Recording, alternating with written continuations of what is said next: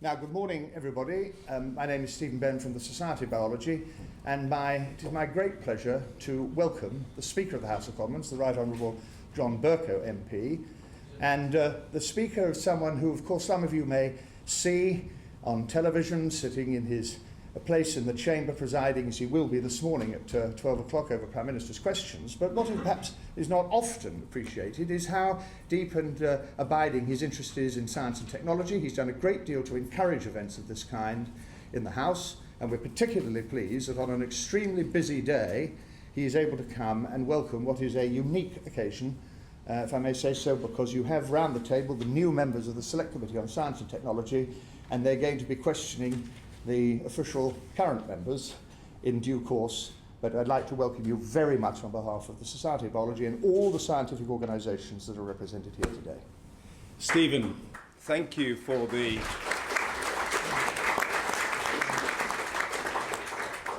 characteristic warmth and generosity of that welcome that you've just extended to me. And let me say to colleagues on the newly constituted Select Committee and all present that from my vantage point it's a pleasure and a privilege to renew my acquaintance with Stephen and through him with the world of science and technology.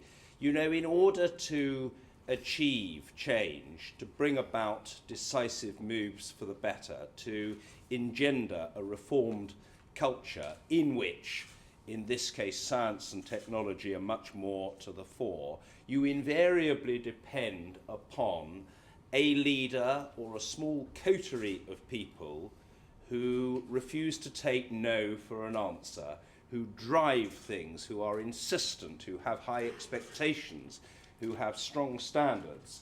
And all of those things are true, as my colleagues can testify of Stephen. He is not just intellectually committed to the cause of science, engineering and technology, but in a very personal way, passionately committed to driving it forward. He is, if you will, an irresistible life force. And I have found in my own experience that on the whole, it is much easier to say yes to a request from Stephen than it is to say no. So, colleagues, welcome to the House of Commons for today's event entitled Voice of the Future 2012. It promises, I think it is clear, to be an unique experience. This is National Science and Engineering Week, and as has been hinted by Stephen, I know from my own vantage point how important science and engineering are to solving many of the major challenges that we face in the world today and will face for the foreseeable future. I also know how much honourable and right honourable members in all parts of the House of Commons benefit from the contribution of eminent scientific bodies which give freely of their time and their expertise to assist members of Parliament in the public interest. I congratulate very warmly the Society of Biology on taking today's extremely interesting and innovative initiative, and I warmly welcome the active participation of so many of the United Kingdom's leading scientific and engineering organisations.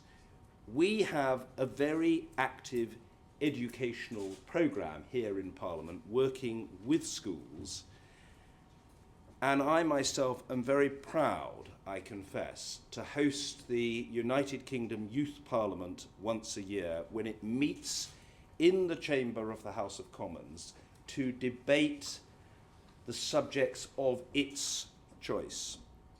But I'm very interested to learn, I have been very interested already to learn about the format of today's event, with young scientists and engineers sitting as a select committee, questioning members of Parliament, the Minister for Science and the Shadow Minister for Science, who will appear as witnesses. This is, I think, more than a symbolic, a very salient and significant turning of the tables, if you will, and I hope that it will be a precedent that can be continued and developed in the future. You have an absolutely fascinating morning in prospect, and I hope you'll find it both an interesting and a worthwhile opportunity to learn at first hand more about the way in which Parliament and government deal with science.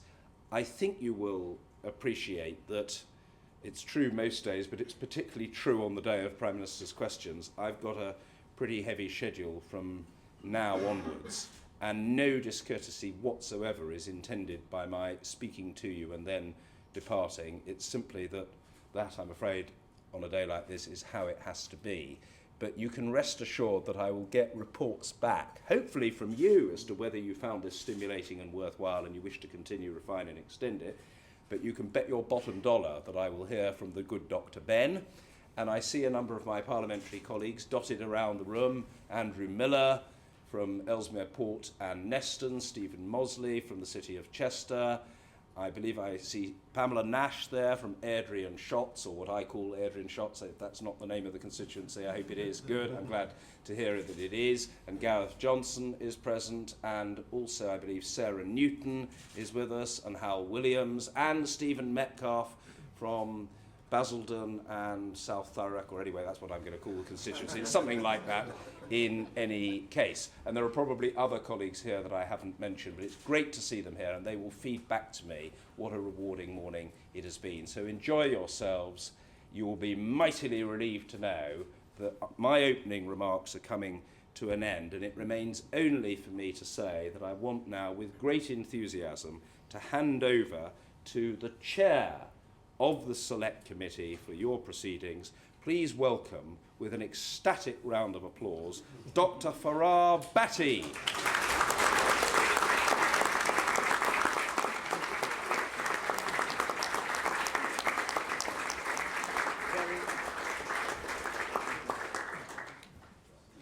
Well, thank you to Mr. Speaker for launching this event for us and taking some time out of his busy schedule to be here. It's now time for us to call the first witnesses in. So,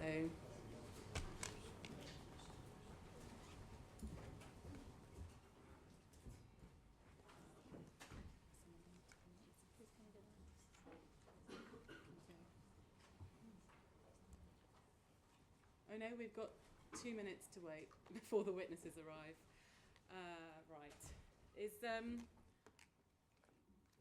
everyone around the horseshoe has been allocated questions, so we will try and get through those as quickly as possible. We'll have 2 minutes or so before the witnesses come in, so you have a chance now just to have a look through your briefs and prepare yourselves for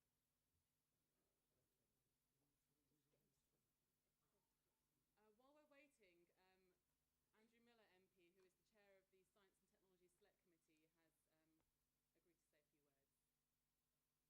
Andrew Miller MP, who is the chair of the Science and Technology Select Committee, has agreed to say a few words. Madam Chair. It's the first time I've ever been a witness in a select committee.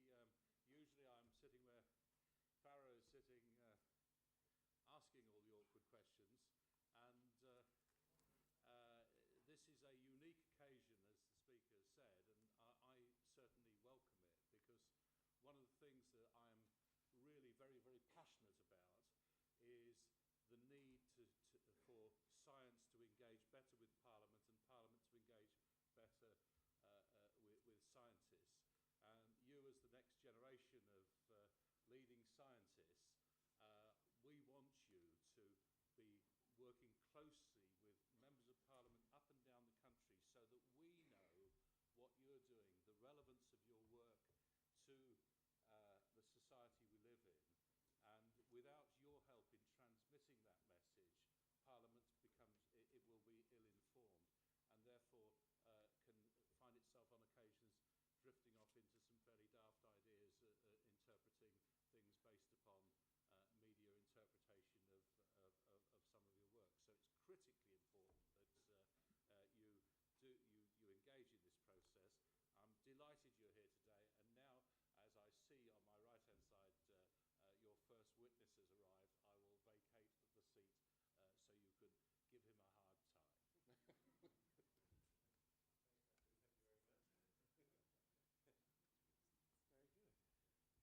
time. Welcome, Minister and Professor Perkins, to this slightly unusual event today.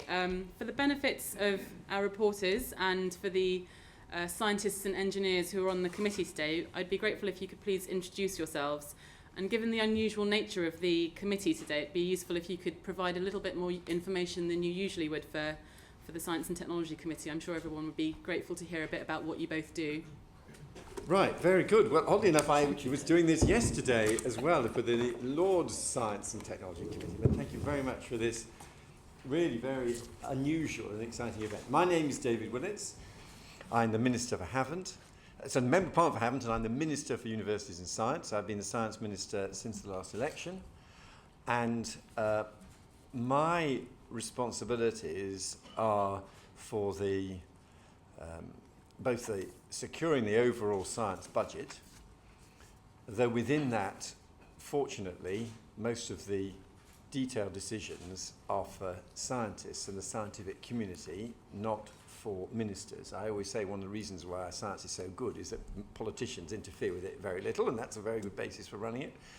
But in addition, there are always a host of day-to-day science policy questions I have to tackle, and this morning, for example, it's been the issue of whether or not animals should be transported in and out of the UK that are going to be involved in medical experiments, a problem that we've been dealing with confidentially for a couple of months now, but which has come out into the open. So there's always day-to-day issues involving science and scientific research, and I really appreciate this opportunity of this very fresh idea of answering your questions the best way I can.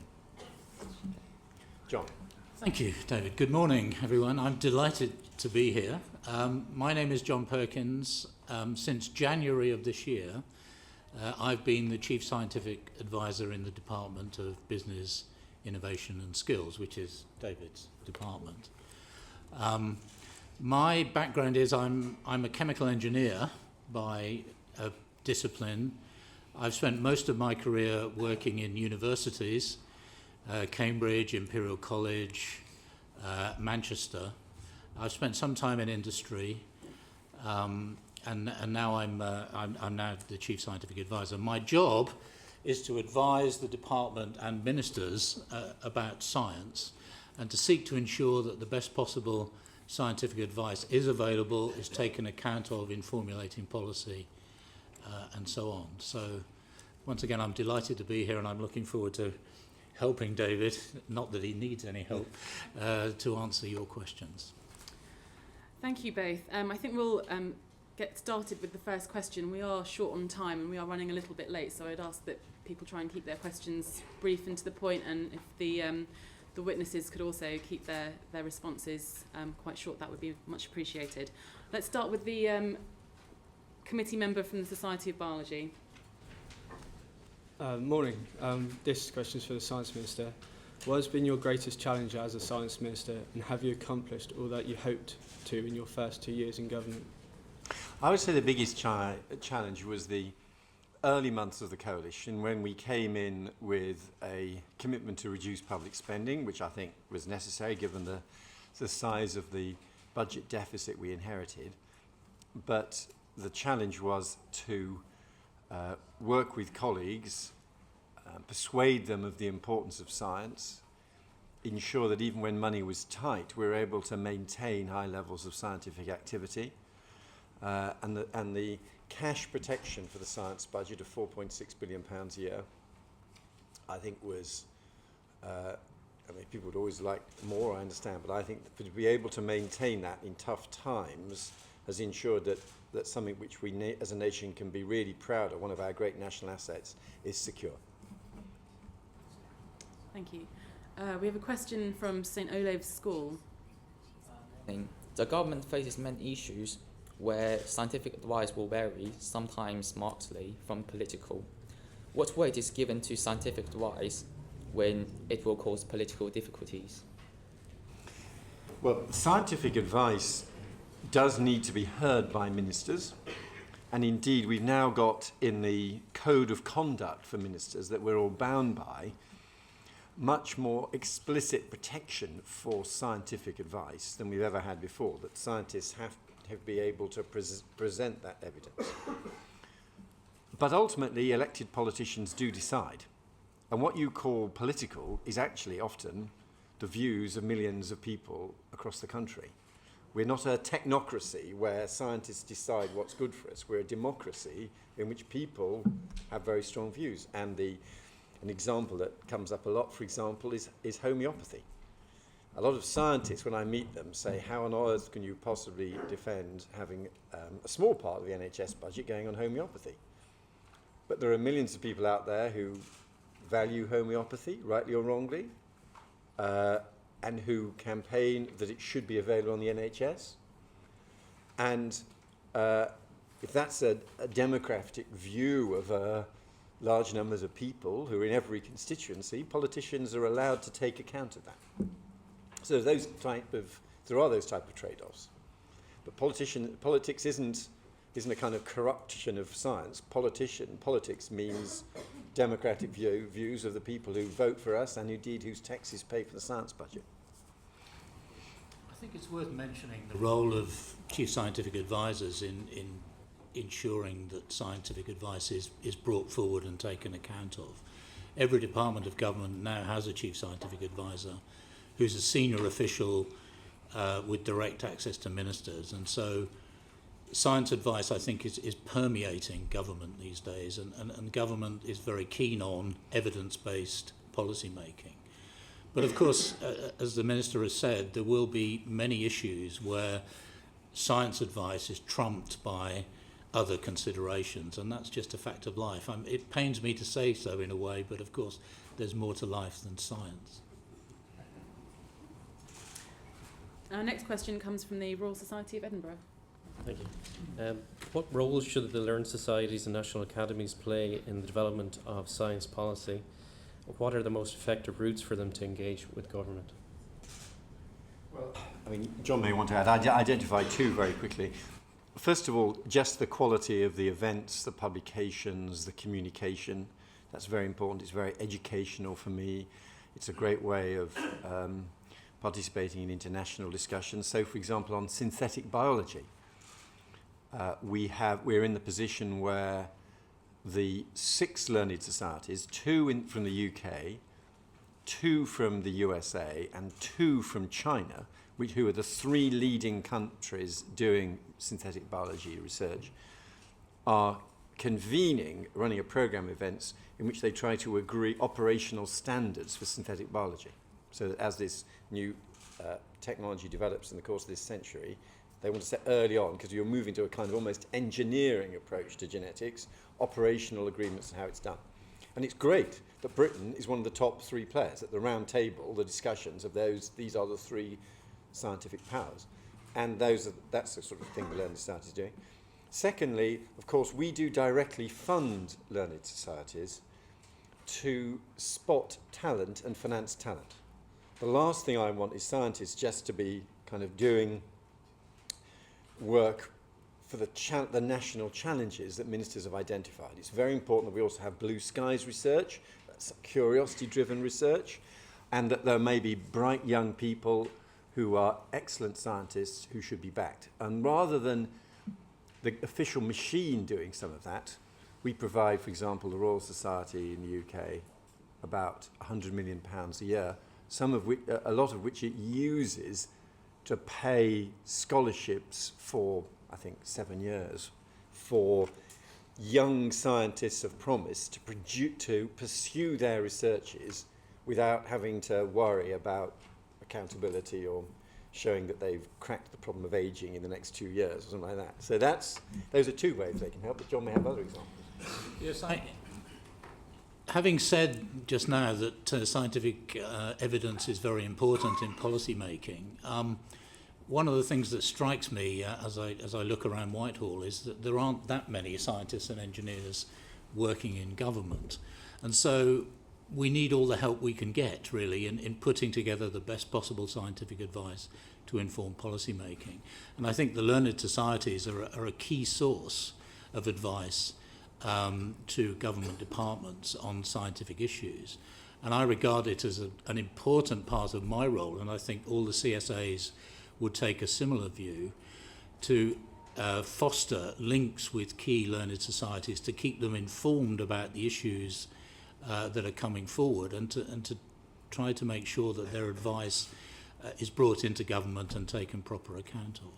So I would say that the CSA network is an important mechanism for the learned societies to contribute to government policy making. As many of our committee members here today are from here representing learned societies and national academies, I wonder if anyone has their own views or any supplementary questions that they might like to ask on what they feel the role of a learned society or a national academy might be before we move on to the next question. Any? Yes, I mean, maybe a question for both of you. To what extent do you think learned societies should also make connections with industry and commerce? Is that important too, and in which case how should they do so? I think, yes, the bridge between science and business is not one that either side should be sort of nervous about, embarrassed about. They are often different activities. Science is not business by another form, but exchange, trade-off, communication can help. Not just, I mean, it's obviously, I think it's good for the economy. I think it's also good for scientists to see practical problems that need to be solved. Part of the exciting interaction of science and technology is partly driven by people trying to solve problems for, an even more lightweight Formula One racing car, or modelling the viscosity of a liquid so that more of the soup in your plastic soup container gets into the saucepan and less is wasted. There's all those type of things where it's a issue for a business, but it's also quite an interesting science problem. Many learned societies have industrial members. I mean, my own institution, the Institution of Chemical Engineers, has a significant number of industrial members. So I can look to that institution for advice which is informed by industrial thinking. Where a learned society doesn't have a high proportion of industrial members, then I think the right thing to do is to reach out to relevant companies, probably at Chief Technology Officer level, and have regular interactions with companies in relevant areas. I think this is extremely important, as the Minister has said, and I would encourage learned societies to work hard on fostering these links. I call my colleague from the Society of Experimental Biology for the next question. Morning. Do you have concern that Lord's reform will remove the most scientifically literate parliamentarian from the legislature? Yeah, that's. I think that is an area where politics and science may diverge.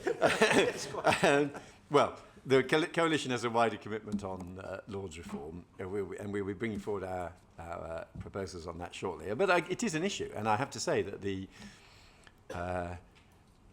Lords does have a concentration of scientific talent. In fact, we're well served. I mean, having heard Andrew talking earlier, Andrew Miller, we're fortunate in that, as well as the conventional departmental select committees, we do have science and technology committees in both the Commons or the Lords, where you do get proper expert questioning. But yes, I think it would be a pity if those expert scientists were lost from the Lords. I can only agree. I mean, there are some really eminent scientists and engineers in the House of Lords at the moment. They make a very valuable contribution, I think, and it would be a shame if they were to be victims of any reform that comes forward. He's obviously thinking Lord Perkins is going to be there next.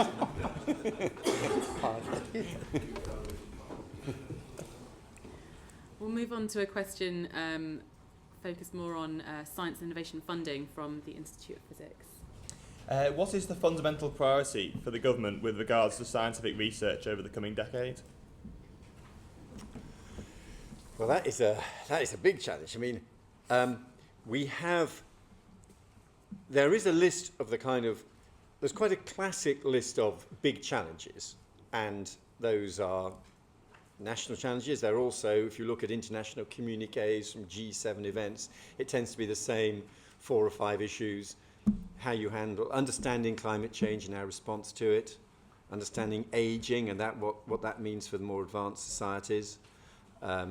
There are alternative energy sources such as nuclear fission and fusion.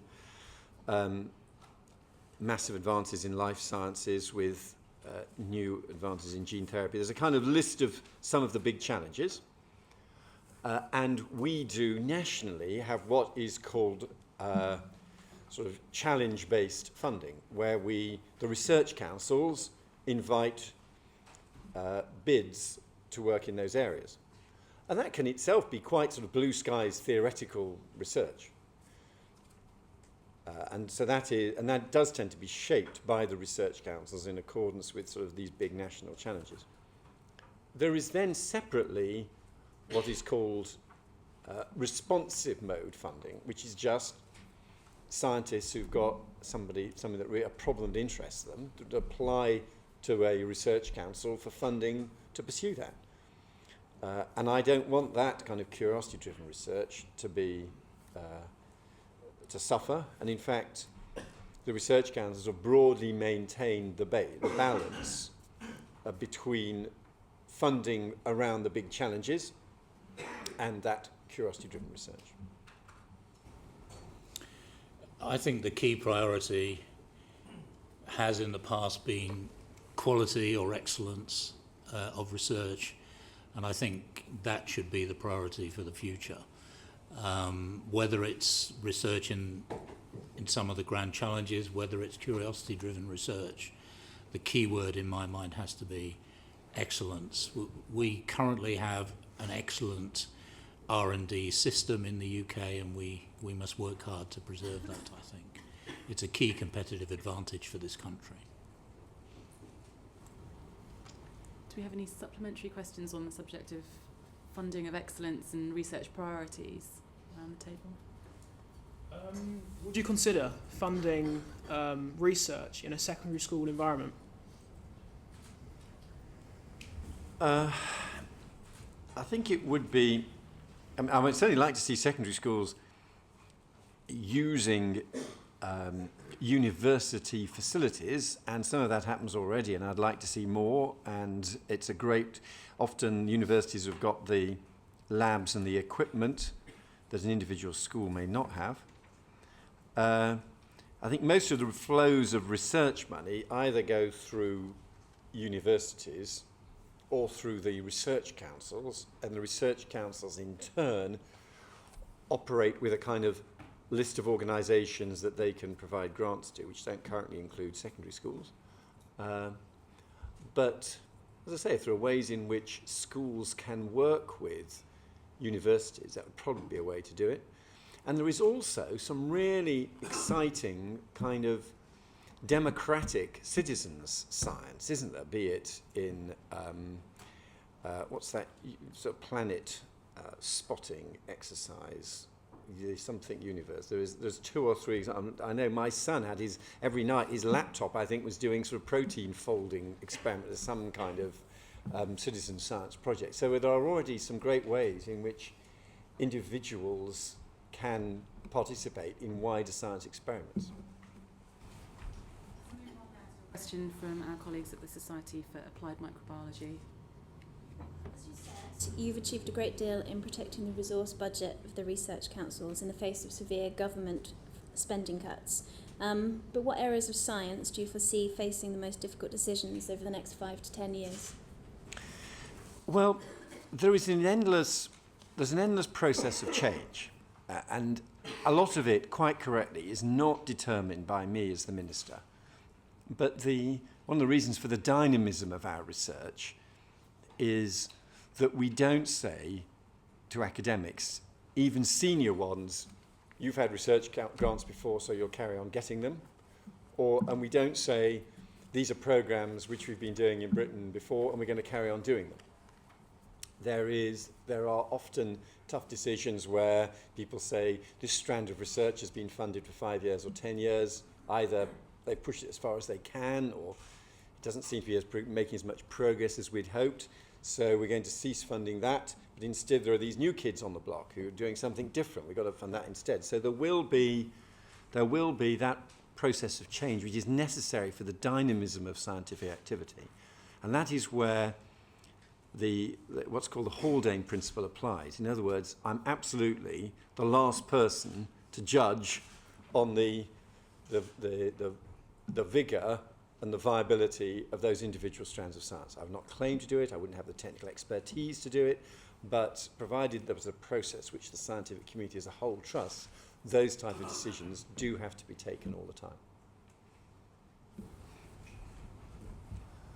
Moving on to a question from the Institution of Chemical Engineers.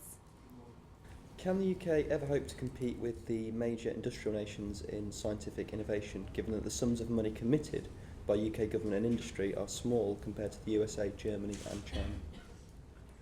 Well, I think this is one of the big dilemmas which will loom more and more in the debate over the next decade. At the moment, in Britain, we have the quite extraordinary achievement of a broad scientific base that covers a wide range of disciplines. And if you look at the international measures, and researchers from Elsevier produced a report for us in the last few months, what you see is Britain has got strengths in life sciences, of course, but we've also got strengths in energy research, we've got strengths in pure physics, we've got strengths in chemistry. And to have, and in fact they identify, I think, about 400 different specialised areas of science where Britain is strong. To achieve that with the size of our economy and the size of our science budget is quite extraordinary. And it does give you an advantage of it makes interdisciplinary work easier, and it makes cross-cutting science research easier. The question that looms on the horizon, and it isn't a dilemma that's faced me, but it could face my successors, is at what point do you mentally adjust and say, we're not like the US, we're like Norway? Let's put it as an extreme case. We can't, the full service model is not sustainable, and as the really big economies grow, will there ever be a point when someone has to say, we are now going to go to a more specialised approach to science? As I said, I think that would be a loss in many ways, and what we're trying to do, and one of the arguments I use in the context of the science budget, is actually having this broad science base is very important. But I think as the volume of science grows, and however well we do, if you look at, say, the figures for publications from Chinese scientists, and so we're probably going to be a smaller proportion of total global science activity. That is an issue on the horizon, but so far we've been able to maintain the full service broad science-based approach, and the longer we can commit ourselves to do that, the better. Can I just say a few words about innovation as well as science? The government published its Innovation and Research Strategy for Growth in December of last year. If you're interested in innovation, there was some very convincing evidence brought forward by the department which underpinned the development of that strategy, and it's worth getting hold of that document. It's on the BIS website. If you're interested in innovation, you should look at that. One of the major conclusions from that work is the importance of clusters in fostering innovation. And the government has invested in so-called catapults. These are innovation centres to bring together communities working on innovating in particular areas. They're spending £200 million, I think, over the next 2 or 3 years to set up 6 such centres, and this is all managed by the Technology Strategy Board on behalf of the government. Technology Strategy Board itself is doing some excellent work in the area of innovation. So I think we're getting the country's getting its act together in terms of fostering innovation on the back of the excellent science which is going on in universities. And so I think there's hope that we'll actually raise our game in the area of innovation where traditionally the UK has not been as strong as in basic science. Let's take a follow-up question from the Society of Biology. What do you both see as the greatest obstacle to the development of science and technology in the UK? Greatest obstacle? I think that we have for the size of our GDP, we have fewer very large companies than, say, Germany, France, or the US. And when you look at how science coming from the university and research community is pulled through, it's often very large companies that have that themselves sponsor the R&D. There's a striking figure, and I'm doing this from memory, I might be wrong, but it's something like more than 70% of the commercial R&D done in an advanced economy is done by companies employing more than 250 people. So it's bigger companies that tend to do a lot of the R&D. And you do see, when you've got a Rolls-Royce, a Jaguar Land Rover, an EADS Astrium, a GSK, kind of at the top of a supply chain, they pull through and help make the connections between pure science and technology. But we probably have fewer of those very large companies than our major competitors. And so what happens is your scientists do work in exciting areas, plastic electronics, and then they kind of think, right, we've done all this, we're now passing the baton on. Where is the big company that's now going to pick this up in its R&D labs? And Samsung appears. But kind of you think that's the weakness of the fact that we don't have as many very large companies that our scientists can then sort of pass on to. I think that is a challenge. I think a key challenge is to ensure that the best people come forward to work in science. There are some encouraging signs there. If you look at A-level participation, maths, physics, chemistry, A-level candidates have been on the rise and were among the top 10 A-levels in terms of the amount of increase last year. But I think this is a constant battle that we need to keep working on, how to encourage the best of our young people to regard science as an exciting career option and really drive forward as many young people as we can into science and technology. I think this will always be a key challenge for the UK, because science is all about making sure that the best people are doing top quality work. I think we may well come back to that very issue and ask you what your views are on how we can inspire young people to choose science as a field of study in a couple of questions' time. But let's move on to something from the Royal Academy of Engineering for now. Yes, how does the government envisage the future of scientific research in the new universities, given that the research excellence framework will focus much more exclusively than previous exercises on the very highest quality work, and funding from the research councils, particularly for PhD students, is being increasingly squeezed and focused on fewer institutions? Well, it's true that there is a policy of creating these kind of doctoral training centres where you get a wider mix of different disciplines, all being for DPhil students, and it also can be easier to make links to the business community. But overall, when it comes to the allocation of research funding, I don't want to see pockets of excellence lose out. If there is, so as well as the sort of the big prestigious research-intensive universities, there are many other universities that have some specific areas where they're good. Sometimes because it links to a local industry or need, and there may be a university that's incredibly good at chemical engineering because there are chemical engineering facilities nearby, and they wouldn't claim that they cover the whole waterfront. But if they've got a really strong chemical engineering department which does research and it's relevant to perhaps the sector located near them, that should carry on being funded. And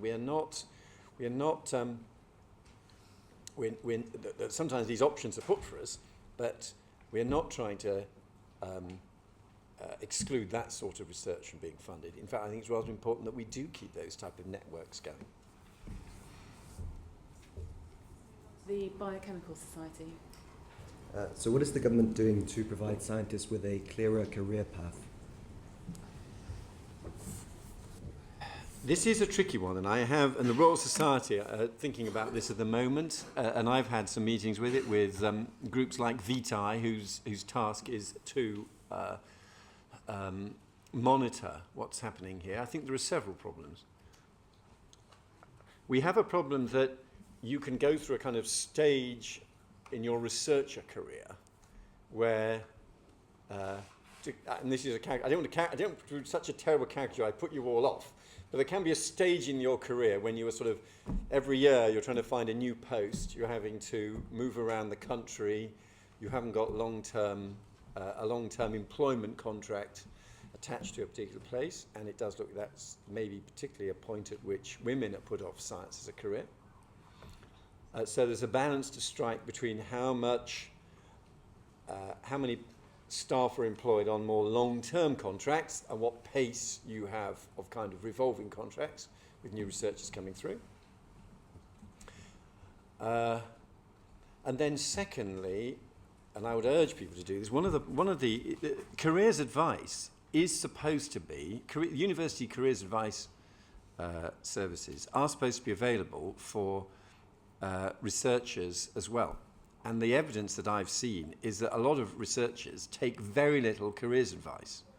Or if they do, they take it from very unreliable sources, like their boss, who may have an agenda of either keeping them or getting rid of them, and either way may give party pre-advice. So one thing I'd actually encourage is for researchers in those circumstances to go to their university's careers advice people and talk about what they're doing and get a view about where they should go next. Then those careers services are grossly underused by researchers who are absolutely entitled to access them. The Society for Applied Microbiology. You mentioned organisations such as VITAI, but I had heard that their funding was no longer protected post-2012. I just wondered if that was the case and whether there's any thoughts about the funding for research and development beyond sort of PhD level. Well, I mean, research development, the funding for that carries on, but it's true. The original, my understanding on that is the original VITAI contract, and I think this was a program that was run for 5 years or something. It comes to an end in 2012. So discussions are now going on about what the kind of transitioning is for VITAI into some kind of long-term sustainable model. But I think those people are trying to work out a way forward even after the initial fixed-term contract comes to an end. But that's underway at the moment. We have Samantha Terry, who's come all the way from the Netherlands for this event today, who has a question that she'd like to follow up on about careers in the UK. Good morning. My question was, how will it be ensured that the best of the British scientists are kept within the UK or brought back? Well, yes, let's be clear about this. We mustn't be, especially scientists who are engaged in a universal human activity, we shouldn't be too chauvinistic. It is a good thing that we have researchers from other countries coming to work here. And increasingly, I think researchers will do spells abroad as part of their careers. And there is increasing international collaboration. So I'm not a kind of nationalist about science, that we should have British scientists working in British labs who keep on doing it all in Britain. So I do think we have to accept there will be flows in and out of the country. Of course, I very much hope that scientists will, and British scientists who may well do stints abroad will then want to return to the UK. And for that, we have to do everything from maintain properly funded labs.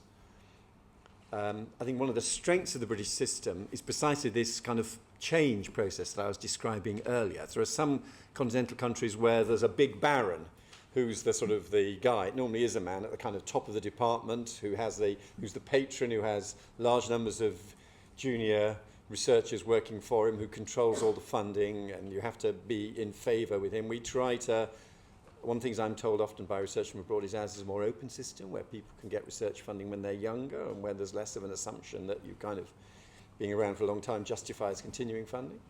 Something else which is very topical given the controversy today is I've also met people who say their research out of necessity involves animals, and because we have very high standards of animal welfare in our labs, they would be rather doing this research in the UK than some other countries that don't have such high standards.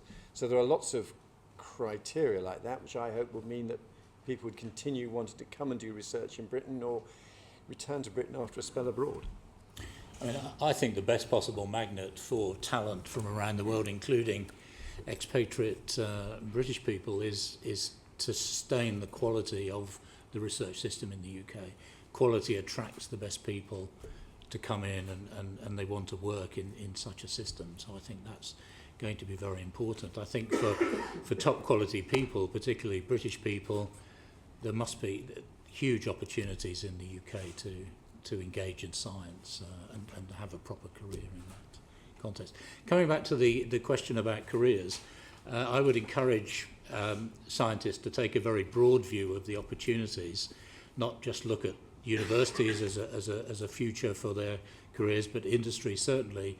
And coming back to something I said earlier, it would be really good to have more bright scientists engaged in policy making in government. So consider the civil service as well as a possible career path for scientists. Thank you. Moving on to the Council for Mathematical Sciences. Morning. Can you comment on the EPSRC's decision to seriously restrict fellowships in mathematics? I'm thinking in particular of the restriction of the postdoctoral fellowships to statistics and applied probability, which has had a huge effect because around 40% of the UK maths postdocs are actually EPSRC funded. Well, John, I want to comment. My understanding is that that's not the kind of the final end of the process, that there are EPSRC is working away and there may be other areas of maths which it will be funding. But I don't know if, John, you can add to that. No, I think that's right. I think this is a rapidly moving area. I've just joined the Council of EPSRC actually, and I'm taking a particular interest in this issue. My understanding also is that EPSRC will work closely with CMS and the mathematics community to identify, if you like, the next areas where fellowships will be promoted. So I think EPSRC is engaging with the community. It's thinking about the future of mathematics. It's absolutely clear that mathematics underpins a huge amount of advances in the physical sciences and increasingly in the life sciences. So research in mathematics continues to be important. And if you look at the funding of mathematics, it's grown very significantly in the last 5 or 6 years. I'm talking about EPSRC funding now. I think it's gone up almost by a factor of 3. Now, part of that is the introduction of full economic costing, but nevertheless there has been a real increase in the amount of funding going to mathematics. And I see EPSRC engaging with its scientific communities in order jointly, if you like, to decide on future priorities, and I think that will be the case for fellowships in mathematics. We have someone from the Geological Society that would like to ask a follow-up question. Yeah, this is not just an issue for postdoctoral courses, but also for taught postgraduate courses as well. The Natural Environmental Research Council has ended all funding for its taught postgraduate courses. So what impact do you think that will have on students going into industry, scientists going into industry, where often this is a really important step, but also going into research? I accept that the taught postgraduate course is an incredibly important part of the sort of education research process, and I think it has tended, hasn't started recently, kind of falling between two stools, as whether it's supposed to be a teaching post financed out of teaching funding, or whether it's a research post financed out of the Research Council money. And although some of the research councils have taken the decision you describe, at the same time, just last month, the Higher Education Funding Council has put more money out of its teaching funding into taught postgraduate courses. But I accept that, and that helps. It's not the last word, and it's something we do need to continue to look at. Of course, there are various career development loans and sponsorship arrangements as well, but I accept it's a kind of hinge between being a student, being taught, and being a researcher, which where we do need to more work to ensure it's in every sense well oiled. Our next question also comes from the Geological Society. What role do you have in influencing education policy such that greater numbers of students are inspired to choose science as a field of study?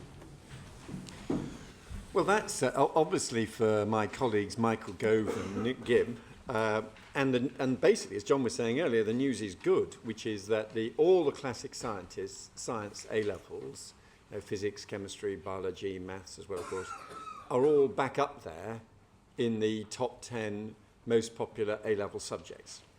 So the trends are all in the right direction. We mustn't be complacent, got to keep on at it, but we're heading in the right direction.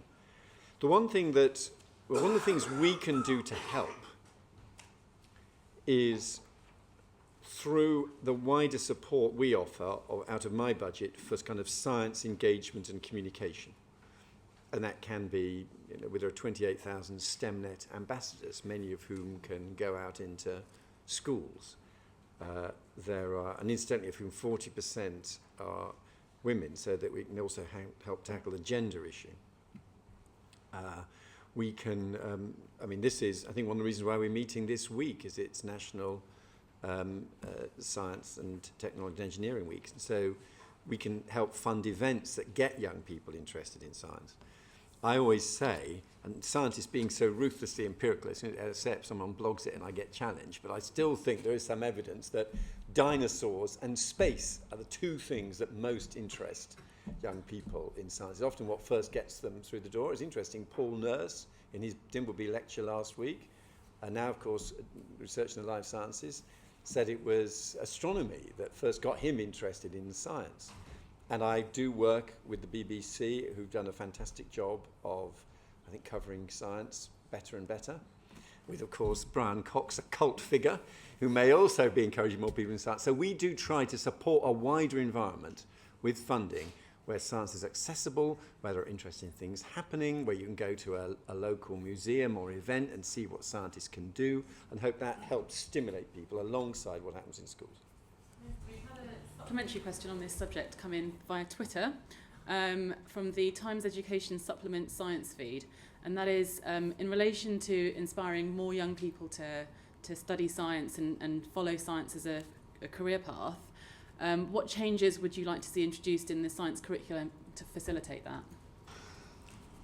Well, I think there are a couple of issues. One is ensuring that you have real, live, interesting scientific experiments. You have access to them in some way, and there is an issue about, and it's a complicated story. It's partly all the classic stuff about health and safety. It's also lab technicians and teachers who feel anxious if they're doing an experiment once a year that it'll be tougher to do. And so you then look at encouraging peripatetic groups of people delivering science experiments, or you link up to the university and go to I was on Monday in Cambridge with a group of school kids sitting in a lab in Cambridge as part of the Cambridge Science Festival, which is part of this week, seeing really exciting chemistry experiments with bangs and crashes and substances changing colour that probably would not have happened in their local school science classroom. So you can do all that, and those I think can help make it vivid and interesting and experimental and empirical. I'm aware of the time. We've got 3 quick questions to get through on life sciences, which I hope won't keep you away from other commitments for too long. We can try and take all 3 in one batch. Let's start with the Royal Society of Chemistry. Okay. You have both touched on and discussed excellence in quality of research and the fewer numbers of larger companies in the UK.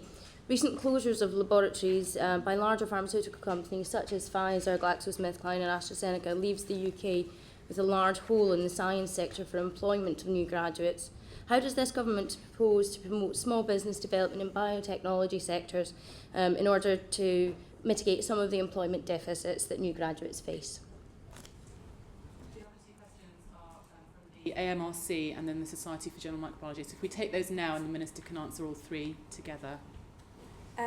During my studies, I've been told that figures from the European Commission have shown a dramatic increase in pharmaceutical counterfeiting. What steps are the government taking to protect scientific intellectual property and encourage scientific entrepreneurship?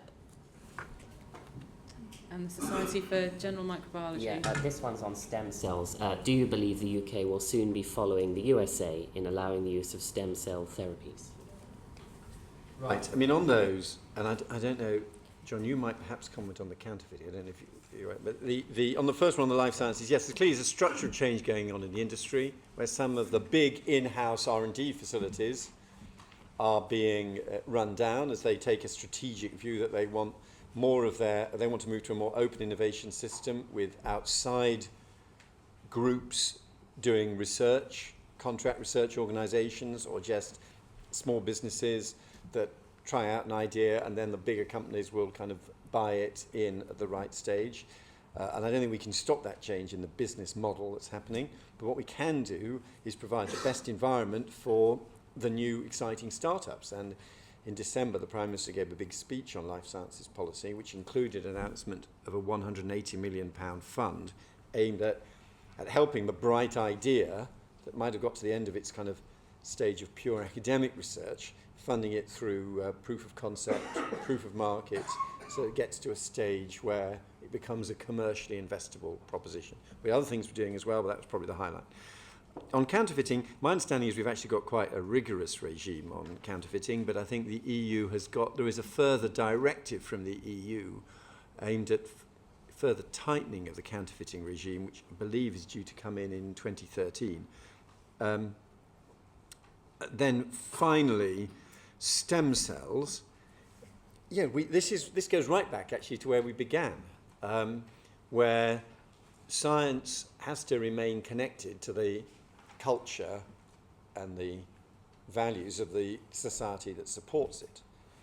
So we can see exciting advances in stem cells, but at the same time we have to maintain a public dialogue all the time on what people will understand and accept. We don't want a kind of GM type crisis where everybody where an area of science is kind of set back by losing connection with popular attitudes, which is why we do dialogues whenever there's a sort of big advance which needs to be tested and explained and judge public attitudes.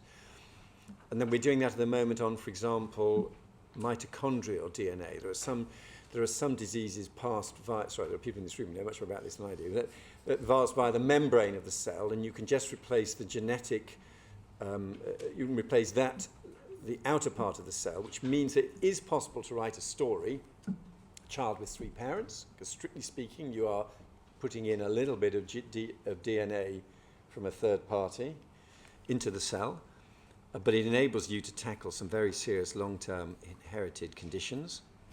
And we are researching popular attitudes on that at the moment, and I think it is that is advancing, and that's an area where I hope we will see treatments that are available soon, because these are excellent scientific advances being made in the UK. Just on the counterfeiting intellectual property issue, it's probably worth mentioning cybersecurity. I mean, the government has made a commitment to make the UK one of the safest places for businesses to operate in the context of cybersecurity. And it's one of the things that I'm working with colleagues in BIS on. I think the counterfeit medicines, the Minister's right. I mean, I think the regulatory framework in this country is very strong. These medicines don't tend to be manufactured in the UK. They tend to be available on websites which are pretty vague about where these medicines come from. So I think smart consumers would pretty quickly realise that this is probably not the right way to go. Minister and Professor Perkins, thank you both very much for coming in today. I know we had a lot more supplementary questions that people would have liked to ask around the horseshoe, and I'm sure that the many scientists and engineers who are sitting behind you would have quite liked to have asked questions as well, but unfortunately we're out of time. It's not usual for an evidence session to end with applause, but given the special nature of the event, I'm sure everyone would like to thank you and show their appreciation for your contribution to today's proceedings. Thank you very much.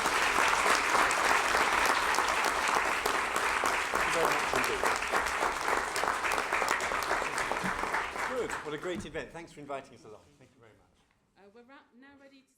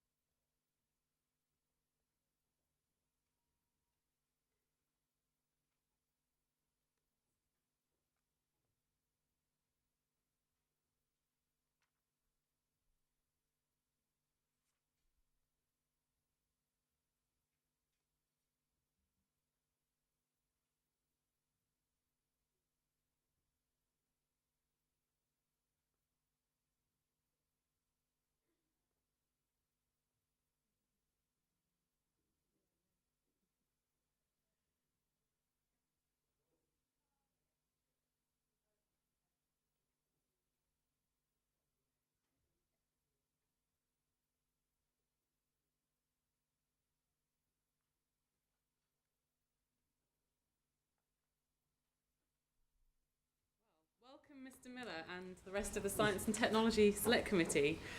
This event is obviously being hosted by the Science and Technology Select Committee, and I think it would be appropriate for the chair of that committee, Andrew Miller MP, to introduce himself, his committee, and perhaps to say a few words about today's event.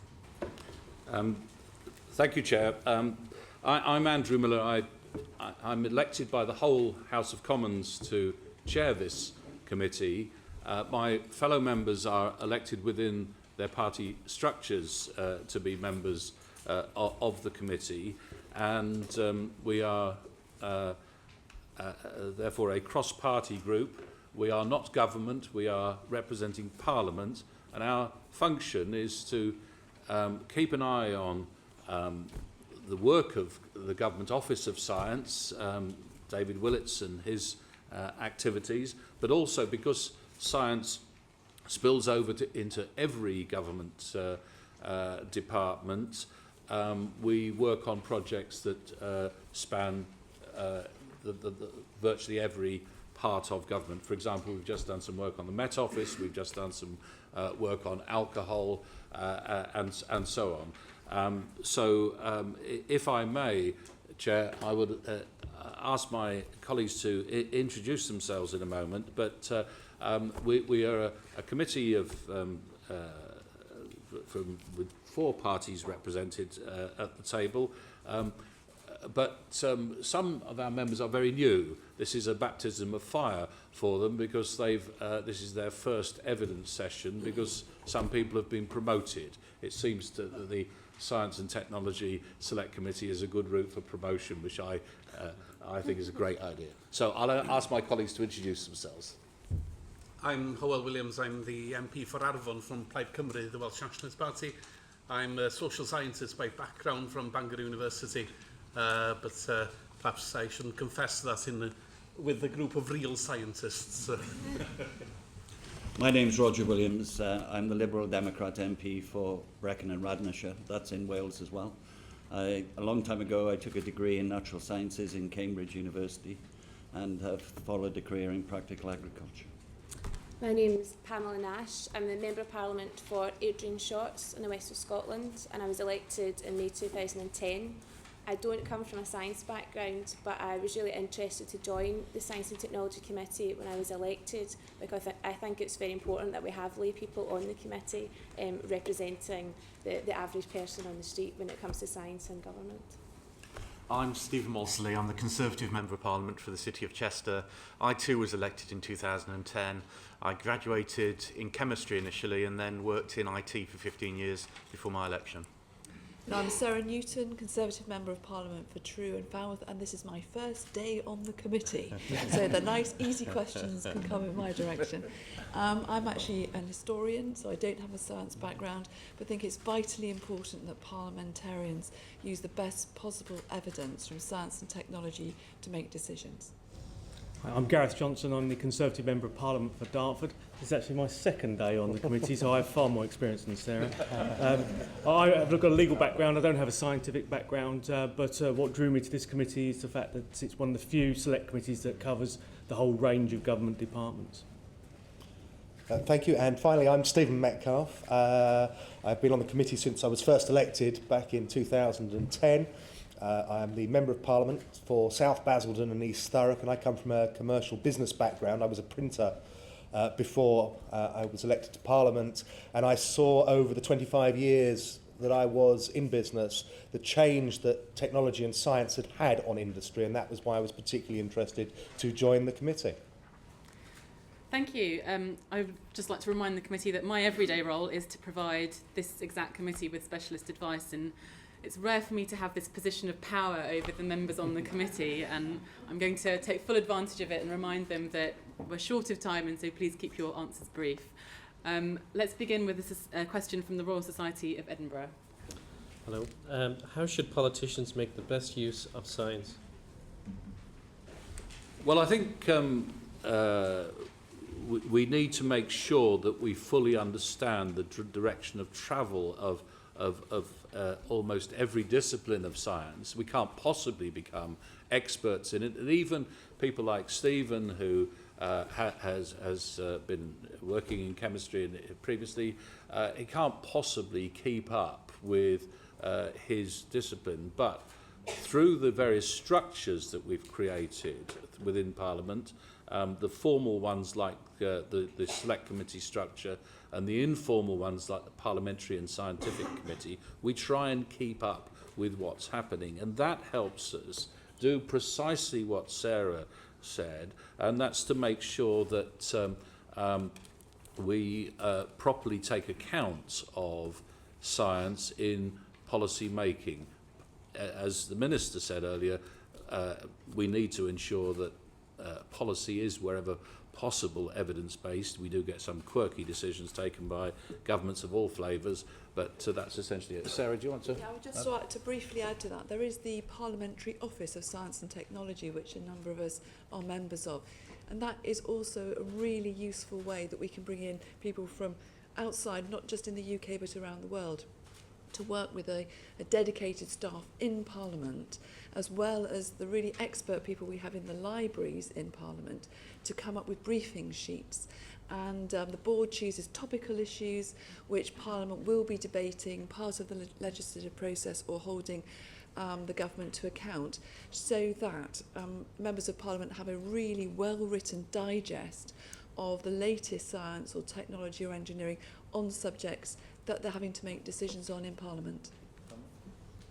With my other hat on, I'm the chair of the All-Party Parliamentary Group on HIV and AIDS, and the APPGs act as very informal groups, campaigning groups within Parliament with members from both houses, and we make full use of the advice that is available within Parliament, but also we have a unique relationship with many NGOs and research organisations from throughout the world who can visit us here and invite parliamentarians to see their research both in the UK and in other countries, and we can feed that back through our colleagues here. Our next question, I believe, was going to come from the Physiological Society, but I'm not sure if they're represented at the table. They are, there we go. I wasn't sure where you were, thank you. How does the committee resolve its political tensions? For example, there are party lines on climate change and, for example, the Thames Estuary Airport. Can the committee inquire into such areas without party politics unduly getting in the way? Well, the party politics isn't focused. We've never had a political disagreement in the 2 years of this committee working, which is good. A select committee that splits politically isn't really doing its job. Our responsibility is to stand back away from our party labels and be as collegiate as possible. Thus far, we've achieved it. We do when we're developing terms of reference for inquiries. Obviously, we're mindful of areas that might be great chasms, but essentially, there is no point in a select committee taking itself down a path that would be so divisive as to create 2 or 3 minority reports. Harold, though, from a minority party perspective. This committee, of course, looks across all departments, similar to the Welsh Affairs Committee on which I used to sit previously. And I think that encourages actually a cross-party view of things. We are insisting on the subject rather than fighting each other, though we do that occasionally, I'm sure, in other circumstances. I think that people will be surprised at the disagreements we have often on a personal level rather than on a party political level. For instance, you mentioned climate change and the difference in political philosophies between climate change. Probably the person with the strongest views on climate change in the committee is actually a Labour member and not a right-wing Tory. So quite often these issues that come to the fore in the committee aren't actually party political. They're actually based upon people's own personal beliefs and philosophies. Gareth? Yes, say as the Member of Parliament who covers part of the Thames Estuary, it's interesting you mentioned that subject because actually what we found is that there's differences of opinions within political parties about those particular issues.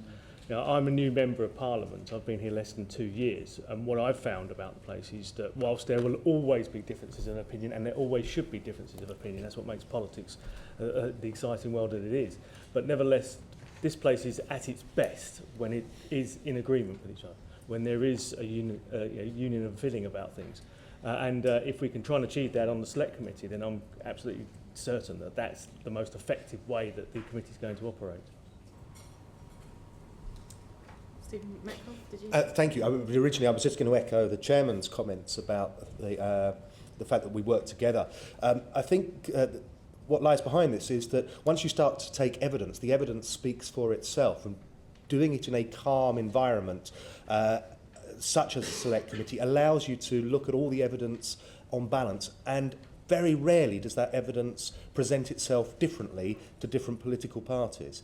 The evidence should speak for itself, and then we debate that, and then we come up with our reports. And to a question from the Society of Biology.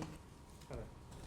Does the committee intend to inquire into genetic engineering and its possible contribution to high yields and improving the farming industry? And what would the main themes of such an inquiry take?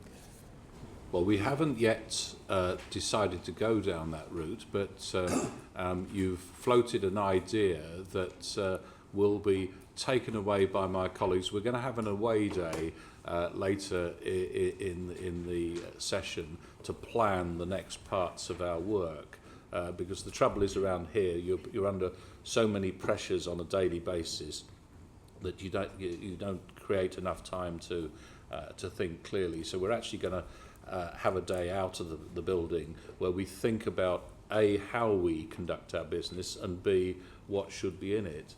And we haven't thus far touched on genetics. And given the nature of your question, I know Stephen wants to comment, but I'm sure Roger may as well. But Stephen first.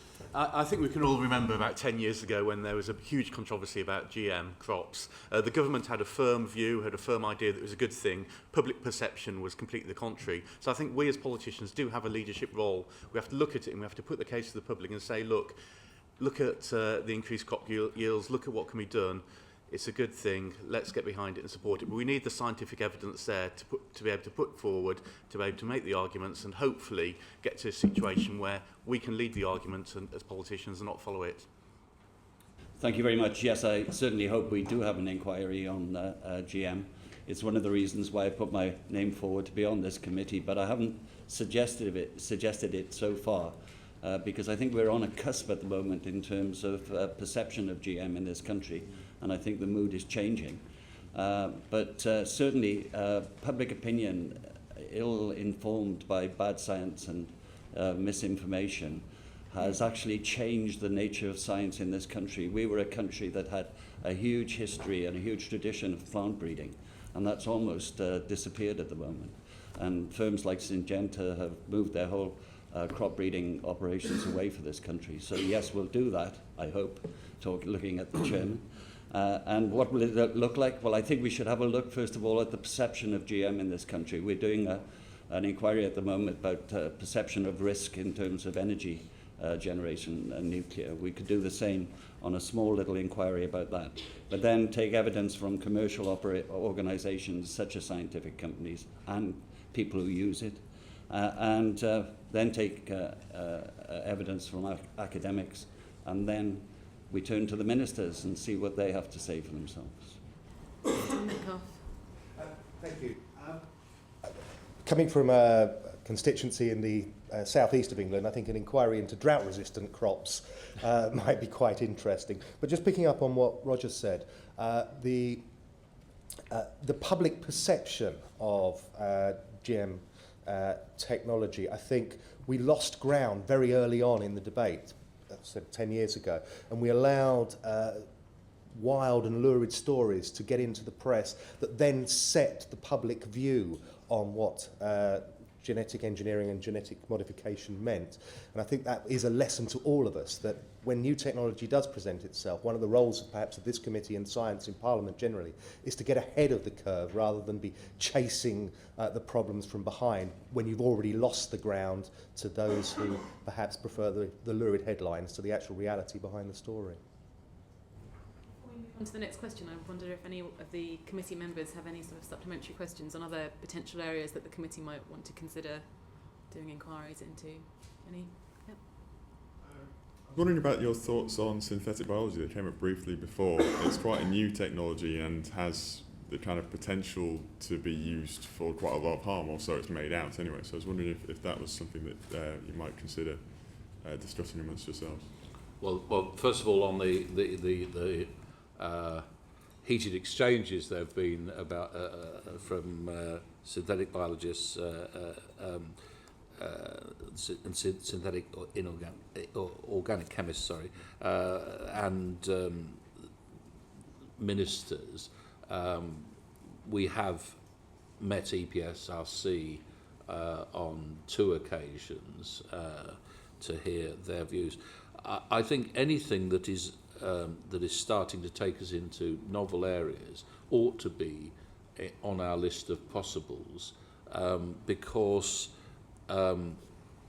it is critically important that we understand its relevance.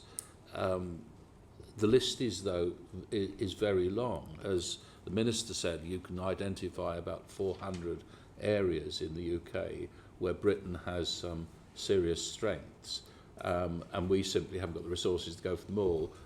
But again, another good pitch for our away day. Roger in a second, but what I would just mention is that the Science and Technology Committee that was formed, this Science and Technology Committee was formed after the previous general election, but there was a committee prior to that election that actually looked at synthetic biology in the context of a report on bioengineering. So that's something that the committee tends to sort of dip in and out of. But I think Roger wanted to add something. Yeah, well, I think the questioner makes a very good point about new technologies, and certainly nanotechnology is another issue I think that we could look at in a positive sort of way. One of the things that hasn't been mentioned is that many of us take benefit from a scientist pairing scheme, where for 1 year, usually a younger scientist comes and shadows scientists in Westminster, and in 3 days tries to find out how it works. I'm here all the time and still trying to find out how it works, but it's very good, and we then go back to their department or to their organisation to see how they're operating there. And recently I had a nanotechnologist from Swansea University, and it certainly gave me a lot more information. The Geological Society, I think, the next question. The committee recently produced a report on guidelines produced by government on alcohol consumption. Would the committee consider an inquiry into foods documented to be bad for human health, and would higher taxation be an effective way forward? Our alcohol inquiry produced more interest than we thought it would. The one sentence where we recommended that the rest of the country should follow the Scottish model of having a couple of alcohol-free days attracted the attention of the media so much that I ended up doing 12 consecutive local radio interviews. It got down to the local network level. It's very interesting how the media picked up on it. I'm just on a light-hearted note, in the place, the Holy of Holies in this building, which is the members' tea room, the only place where we are left on our own. At the Labour end of the tea room, it is a place that does split politically. These alcohol-free days are now known as Miller Days, and I keep getting reminded of that if anyone sees me in the bar. It did actually open up some interesting thoughts, that inquiry, about other things that we sort of take for granted, and especially with some of the recent reports, for example, on red meat. It does provide some interesting possibilities for us. But I don't know if Pamela? It's just a brief point. You should all bear in mind, of course, that there is a possibility of a different policy in various parts of the UK. Chair has already referred to the Scottish question. There's also a question about minimum pricing of alcohol. Food policy differs in various parts of the UK. So contextually, it might be different depending from where you come from. But that's just an additional point. Pamela? Well, it certainly didn't come as any surprise to me that we got so much attention on alcohol guidelines, and I found it, as a Scottish Member of Parliament, the fact that we were making recommendations that we have 2 alcohol-free days a week, which is the Scottish guidelines at the moment. I have yet to meet someone in Scotland who knew that. And they were very shocked and appalled. And again, like Andrew, I was doing local radio about that day. But I think it's an excellent suggestion to do something on food. Again, something that we'll look at on our away day. And with the constant headlines in the Daily Mail, I don't know how many of you watch Russell Howard's Good News and have the Daily Mail song of all the things that can give you cancer at the moment. The song's probably about 5 minutes long. So it would be an interesting inquiry for us at the committee. Johnson. I joined the committee after the alcohol report was published, but it would be interesting actually to have a look at some of the merits of the food issues that have been raised in these questions, because yesterday we saw a report about processed meats. I don't know if people saw that, about the health risk apparently associated with that. It seems though almost on a weekly basis there is a food substance which is apparently bad for your health. And in those circumstances, it's very easy for people to say, I'll blow it, or I'll just eat whatever I want and just ignore it and just put it down to scarce stories. So there may be some merit in actually having a proper scientific look overall at which foods we generally will accept are bad for your health and to what extent they are bad for your health, and actually making sure that that leads to public perception of what we eat and how important that is for us. Just following up on Gareth's point, for any guidance from the government to be of any use, it has to be believed by the people whose behaviour you are trying to modify. And that was one of the things that came across very strongly in the report on alcohol, was that the people who you were probably most trying to affect or change their behaviour were the ones who had the least belief in the guidelines. And so there was a disconnect, and that's something that we have to look at when the government is issuing guidelines and then when we examine them. So with regard to the actual question, which is should we tax food, I don't think taxation is the right way, but then I would say that because I'm a Conservative. But I think that we do have to be very careful in the way we present advice, and that we have to make it believable and we have to make it based upon evidence, because what the majority of evidence that people seem to get access to is through the media, through television, radio and newspapers, and that we have to remember that they're issuing that advice not because they want to change people's behaviour or improve their life outcomes. It's because they want people to watch or want them to read their newspapers. And so we have to be the balance to that and actually present some reality from the guidance that comes out. Because if you do watch the same programme day after day after day, or read the same newspaper, you'll find that actually everything you do and everything you eat and drink is bad for you at some point. And if you took off all the increments of how it will reduce your life, actually you died about 10 years ago. We have a question now from the Institute of Physics. Good morning. The Health and Social Care Bill is a high-profile piece of legislation that could have impacts across the whole of biomedical science and related fields. Do you think that the Science and Technology Committee has a role in scrutinising this legislation alongside the Health Committee? The bill looks as if it's going to go through in with some further modifications after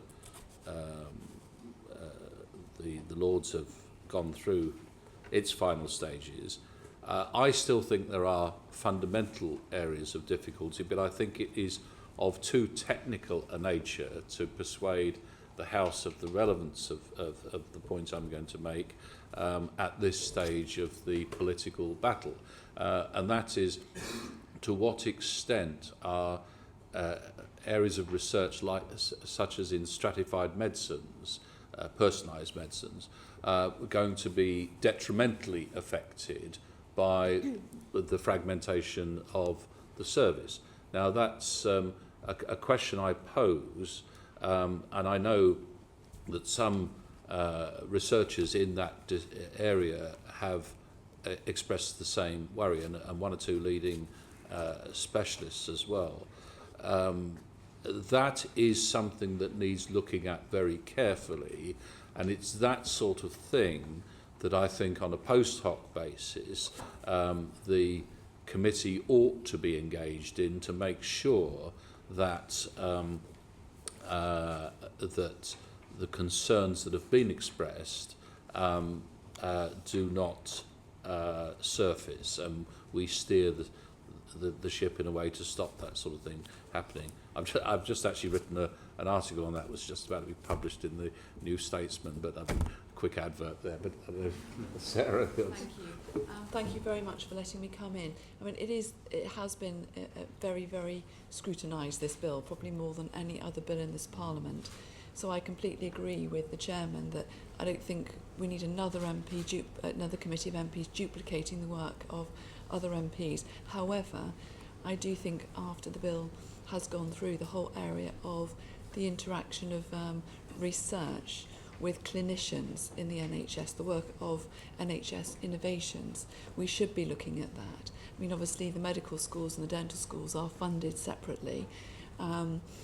However, I think that is something that we need to look at after the piloting work that's going on all through the country and the bill actually becomes law, so the changes implemented next year.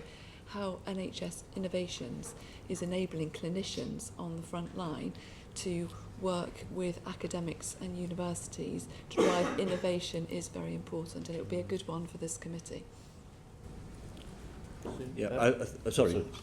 On the research side of things, we have done an investigation into the UK CMRI, the Centre for Medical Research and Innovation. And whilst we're doing that, we're looking at medical research, the capital budget, the revenue budgets, and we broadly did come to the conclusion that we agreed with what is being proposed when it comes to medical research, the direction that the Medical Research Council is taking, and that we do believe that they have got the resources available in order to achieve that. So we can look at specific areas of health policy and research, but when it comes to the whole health bill, it has been scrutinised by committees in the Commons, in the Lords, has been looked at by the Health Select Committee, and I don't think that we can add any value to that. There may be occasions, there are occasions when we do joint projects with other committees, but with this particular case, I don't really think it would be all that appropriate.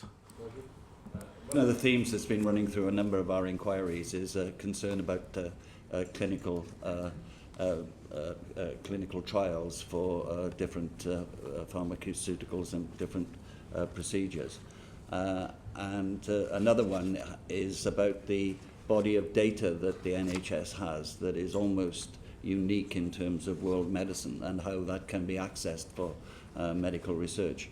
So I think perhaps after the bill and the act has settled in a little bit, then returning to those issues and seeing how they have been affected by the legislation and whether they can be improved in any way could be a fertile field of work for us. We'll move on now to a question from Queen's Park Community College. What does the committee think that the government should do to improve the facilities of science at schools and colleges? Now, we've done a piece of work on that, particularly in relation to school practicals and field work, and this is a good example of the committee working in a collegiate way. The coalition government have technically got a majority on this committee, but actually we produced a consensus report that was quite critical of what the government are doing in terms of school practicals, science practicals in particular.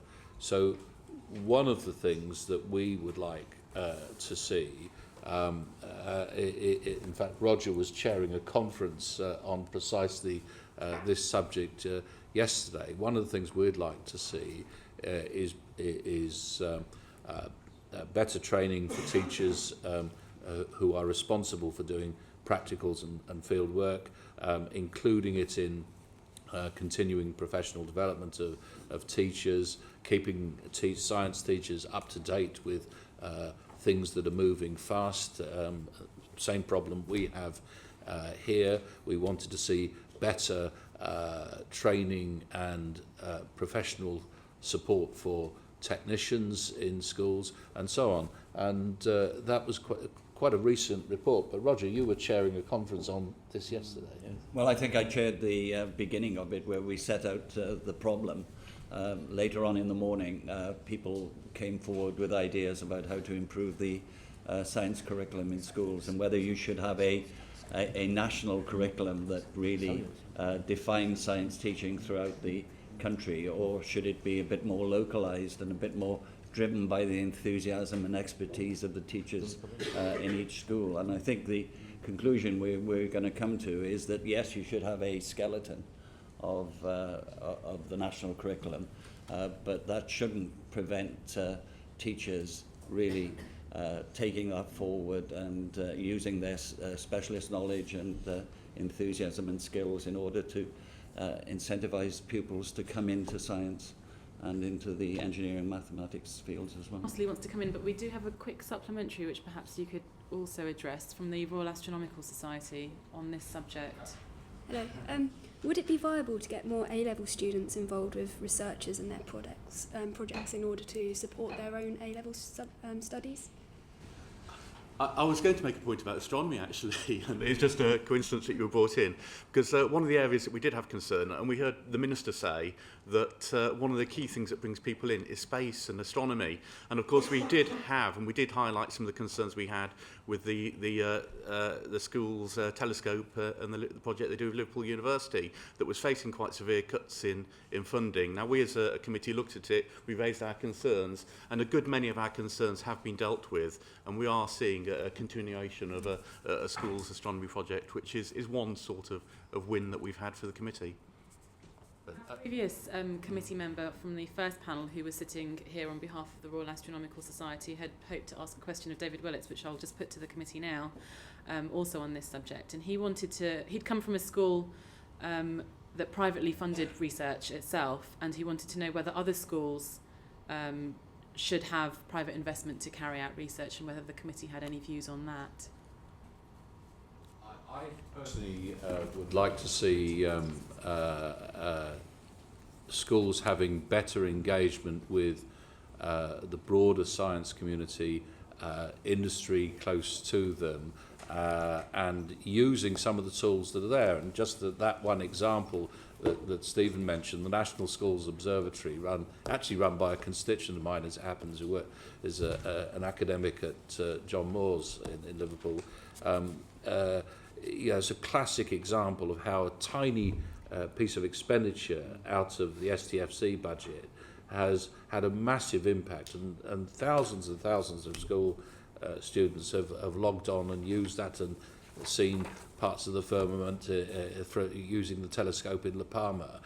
It's a great facility, and it's areas like that where joining up, thinking across disciplines, across boundaries, you can actually get more bang for the buck and improve delivery for schools. I'm going to bring in Gareth and Pamela, and then I think we've got another supplementary question from the Council for Mathematical Sciences after that. So, Gareth. Attracting some private investment is a really good idea within certain limitations in schools. I think one way of achieving that is for schools to link up with other universities. And to actually have a group of schools, maybe a group of universities working together to actually attract that funding. You've seen some academies doing that now, where the trusts have been set up and various academies are working together and pooling resources.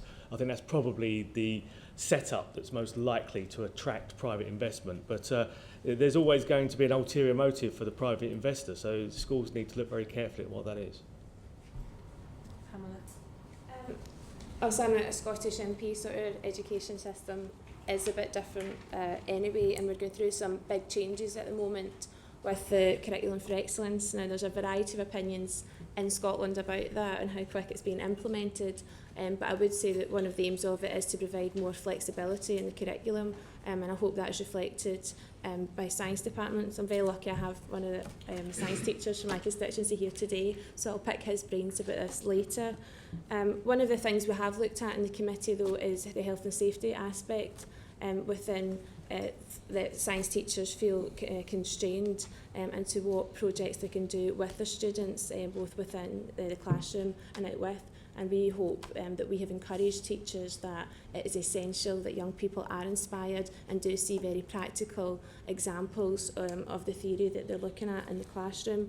And finally, I'd say in my constituency, my ex-school, which the teachers here from today, have really good partnerships with local industry and local companies, and I hope that that can be developed and copied elsewhere in the UK to provide that extra funding, hopefully, but just to provide practical examples again for our young people to see where they might see a career in sciences and how what they're learning in the classroom can be applied practically. We'll have a quick supplementary from the Council for Mathematical Sciences, and then I want to move on to some other questions. So, from the Society of Biology, just a I different apologise. That's fine. My experience of high school science teaching was very much based on hoop jumping to try and score points. What is the committee doing to try and inspire innovation, creativity and free thought rather than spoon feeding? Read our report. I think it actually says a lot there, and I think the simple things that we recommended were extremely important in terms of science. The other aspect I think is that nobody's mentioned is we need to see more of a drive at primary level as well. Part of the problem is that the incentives for people with good science degrees to get into primary teaching are pretty limited. And we all know, if us as MPs, if you go around our constituencies, the primary schools that are achieving best in science, surprise, surprise, they've got a qualified scientist on the staff. The Royal Society of Chemistry have done a great job recently with the Chemical Industries Association in promoting some training kit for that area. There's a lot more that can be done there. There's one particular area that I feel a huge amount of work could be done in terms of reducing this spoon feeding, as you quite rightly identify, and that's in the whole area of computer science. Very few young people now have the opportunity to learn computer science. They're basically being taught how to buy Microsoft programs, to become, the consumers of multinational corporations, because they're being taught how to use particular packages. Now, it's very important that everybody knows how to use a spreadsheet and whatever, don't get me wrong, but I really don't know why schools aren't using open source software and encourage those people with curiosity to be learning computer languages. I'm 50. When, if I look at my old school, there was many more opportunities years ago for people to learn computer science than there is for the current generation. I think we've gone backwards there. It's something that the government has recognised, and there's a whole curriculum review of IT and computer science. I think Stephen Metcalfe wanted to come in, and then Roger Williams. Thank you. Yeah, just on that particular point, I remember learning BASIC at school, and it has put me in... it taught me everything I needed to know about using any other program almost, because you understood a little bit about what was going on behind it. But your jumping through hoops point, I think, is absolutely key to the teaching of science in schools. What we discovered in our report that the chairman referred to, we thought that the teaching of practical science in schools was stymied by health and safety and all that sort of thing. It was actually curriculum time, I think, was the main problem. What struck us was that those people who were taking sciences at school were doing it because it would look good as a qualification. And any passion that they might have had for science was sucked out of them by the time they'd got through their GCSEs, and certainly by the time they'd done their A-levels, because of all the hoop jumping. But they'd got the qualification, and then the last thing they ever wanted to do was science. And we need to redress that balance so that the passion stays with people to become scientists beyond GCSE and A-level. Roger. Just to reinforce the Chairman's words about primary education, that's very important. But the role of examination boards is also extraordinarily important as well. If the examination boards produce a system that doesn't give any importance to practical work, not surprisingly, schools won't do much practical work. But if I think the examination boards were required through some sort of a national umbrella to include practical work in their assessment of pupils, then we'd see a lot more practical work going on in schools and a lot more benefit for young people. And of course, one of the differences in the way subjects are measured, art, for example, is measured by how inspiring the person is using the tools around them. The experiments we have in our school practicals are all about following things by rote and repeating experiments that have been done many times before. That seems a crazy way of really inspiring people to experiment and do the sort of thing that they ought to do in the way that the original design and technology curriculum was developed, to enable people to use their brain to design something, make it, and then evaluate it. I think that's a fantastic way of teaching that we don't exploit well enough. I think there are others that do want to come in on this subject, but we are running short of time, so I'm going to try and move on to some questions on science and innovation funding, and if there's time I'll come back to questions on school science. The next question comes from the Biochemical Society. Morning. Does the committee consider the Research Council model a good way to fund science in the UK, given the fact that the greater number of research projects will fundamentally be interdisciplinary? Well, the changes are afoot. When I first came into Parliament a long time ago in 1992, I was actually on this committee for that 5-year Parliament, and one of the things we did was look at the structure of the research councils, which broadly resulted in the structure you see today. The difference since then, of course, is that they've now moved in to a common base in Swindon, and are developing this shared services centre, which is a bit of an embarrassment, I think, to some of the research councils, because its budget was went out of control. But nevertheless, they're now in a single base. If you say to me,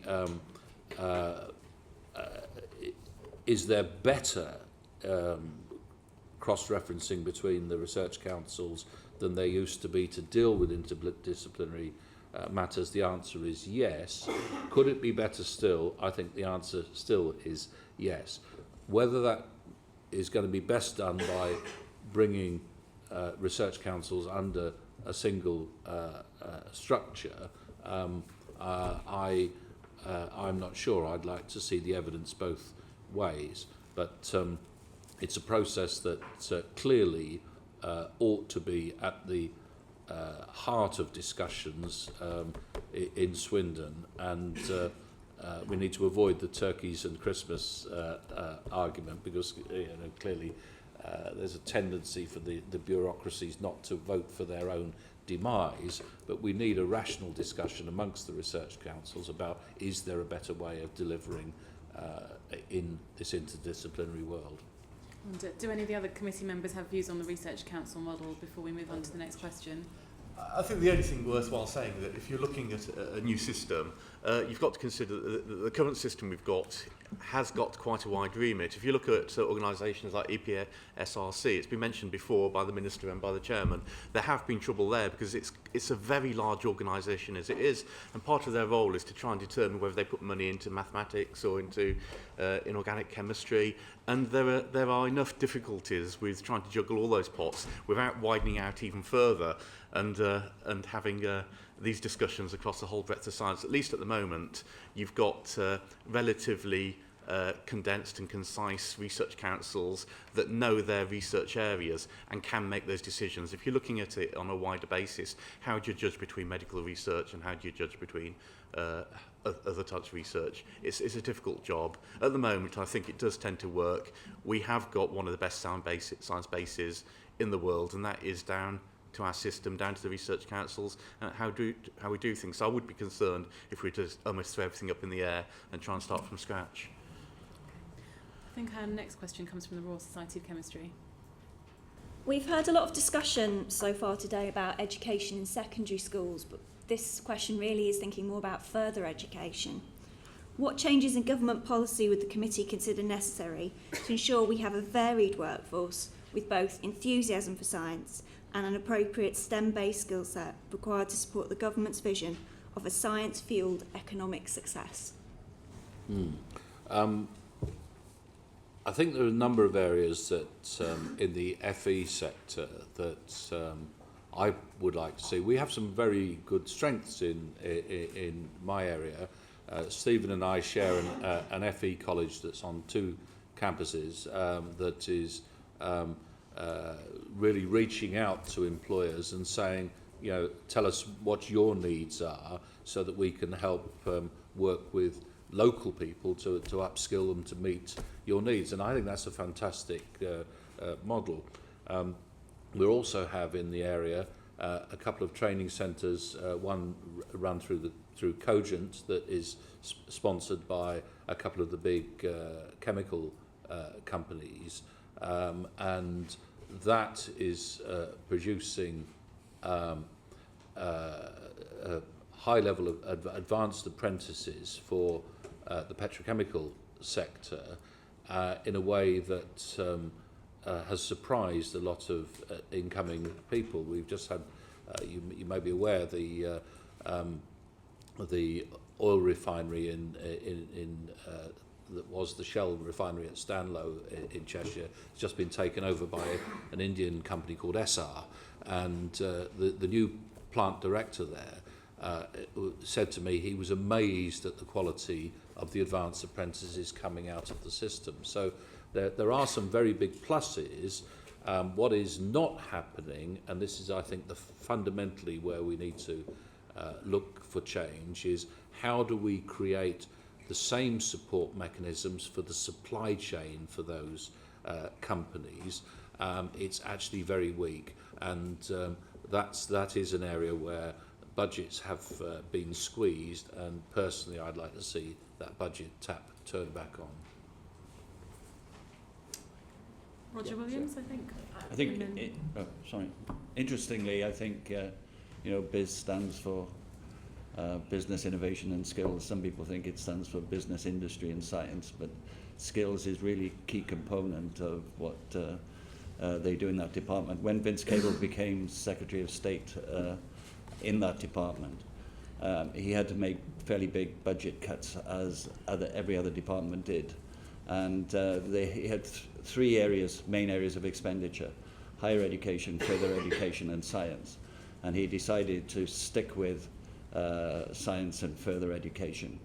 And I think, although I could go on about the effect of cutting expenditure in higher education, I think it's absolutely fundamental that we maintain the investment in further education, because that's really at the core of this country's prosperity in the future. And I'm so pleased we're having more apprenticeships, but absolutely committed to further education.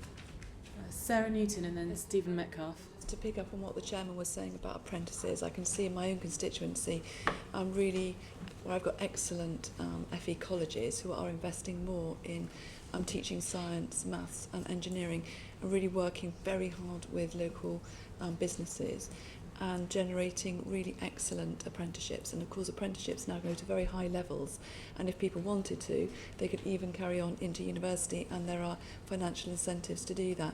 And I think I can see, on the ground, so to speak, a huge amount of change in attitude, parents, schools, the community, towards those sorts of studying those subjects, then leading on into apprenticeships and into new sorts of jobs. Thank you, Chair. What's the role of the government in creating a workforce enthusiastic about science with the STEM-related qualifications? Well, I think it starts slightly earlier, because as I said in an answer to a previous question, we've got to make sure that we don't suck the enthusiasm out of potential scientists or STEM graduates. So I think the role of the government is to keep examining the way we teach science in the run-up to A-level. That we promote science as a career option for people, that much earlier on, at primary and secondary school, we're telling people about the potential opportunities that science can give them, and the vast range of things that you could then do as an occupation because you have a science-based degree. And I think we just need to act as inspiration. We need the government needs to provide practical examples of how people with STEM subjects have gone on to do some of the most incredible and wonderful and interesting things you can imagine. One of the highlights of my time on the committee has been my visit to CERN in Switzerland, and to see all the different technologies deployed there and all the different ranges of skills that are available is just inspiring. And they are desperately trying to reach out to schools. And I'm trying to get my schools in my constituency to get involved with them, to try and create that inspiration. So there is definitely a role for government. Pamela Nash, and then we have a quick supplementary before we move on to the final question. Just to pick up on a couple of the points that Stephen was saying about careers, one of the things we found in our inquiry, speaking to school children, the difference between the schools that had a lot of children taking up science and those who didn't was often the perception of which careers they could go into with a science degree. And I think we really need to promote career paths and the variety of career paths that are available. But looking wider at career advice, I'd love to speak to anyone in this room who had good career advice when we were at school. I certainly didn't. I was when I said I wanted to work for the UN, I got a very blank look. There wasn't those opportunities available in Airdrie then. But it was also interesting to hear what the Minister was saying earlier, that a lot of people get bad career advice, not just at school, but later on when they speak to their boss about it. So I think it's something we need to look at throughout the UK, at career advice from schools and right through people's careers. For the benefit we are at school now. This is lesson change. The bells are ringing because Parliament is about to sit shortly, but we're going to carry on. I have a very quick supplementary on this subject from the Society of Experimental Biology, and then I want to move on to the final question. Yeah, carry on from Stephen Metcalfe's point that sometimes interest in science can be sucked out of students. I think one way this can happen is if students don't have a decent mathematical understanding when they come across numerical issues in science, that puts them off. Now, I'm sure the committee are aware that students in this country, less of them beyond 16, are taking up mathematical-based subjects compared to a lot of our competitors. Is there anything the committee can do to try and change this?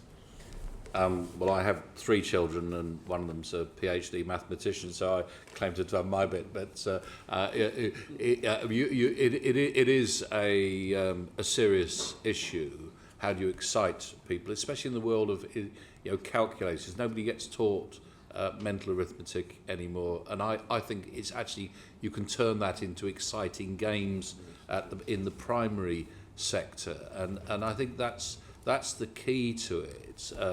To use maths as a teaching tool to keep kids thinking about the world around them.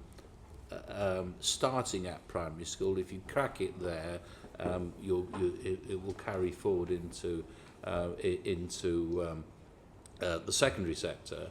The problem, of course, is that in the secondary sector, so many people drift away from mathematically based subjects, and I think it's because their preparation isn't good enough in the first place. Okay. I think we have one quick comment from Stephen Metcalfe, and then I want to get the final question in because our final witness has arrived for the next panel. Thank you. Yes, it was about getting people to take maths beyond GCSE, take it as A-level.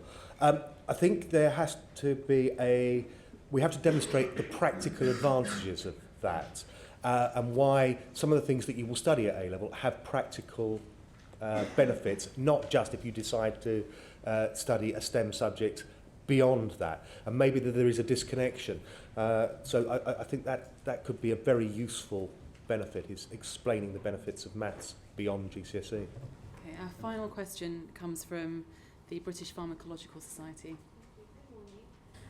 It often appears that the Golden Triangle sucks so much of the science resource available that the rest of the country's science community is reduced to fighting over the scraps.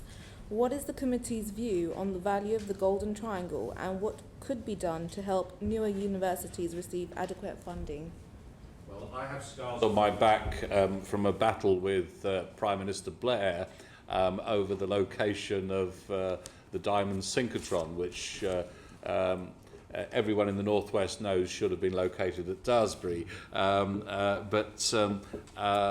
So this is something where politicians and scientists have been battling for some considerable time, and to find myself up against formidable opponents like Tony Blair and Bob May at the time was meant that I thought I was going to be on the losing side. it is a very serious issue. The world-class science exists right across this nation. I mean, it's extraordinary when you go around to different places what one sees.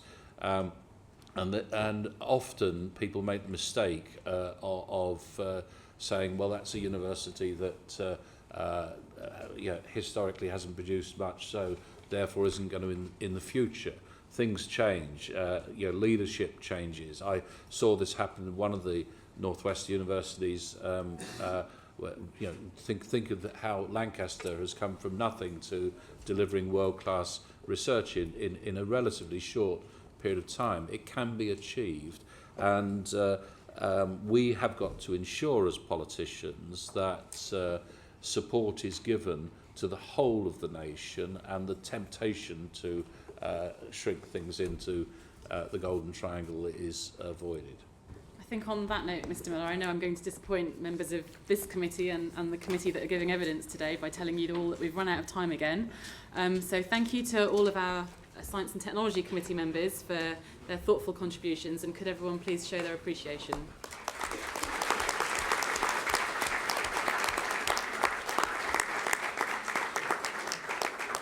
We'll move on to our final witness now, so if I could ask the committee to rotate again as quickly as possible. Thank you.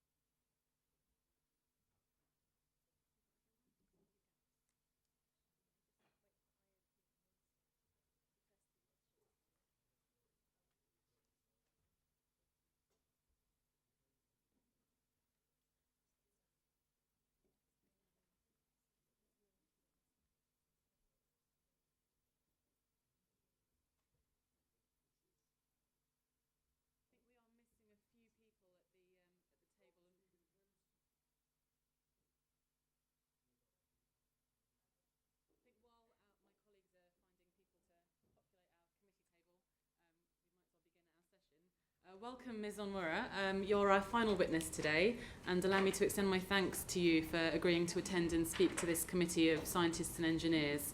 For the benefit of our reporters and for the committee, I'd be grateful if you could introduce yourself and tell us a little bit about your role as Shadow Minister for Innovation and Science.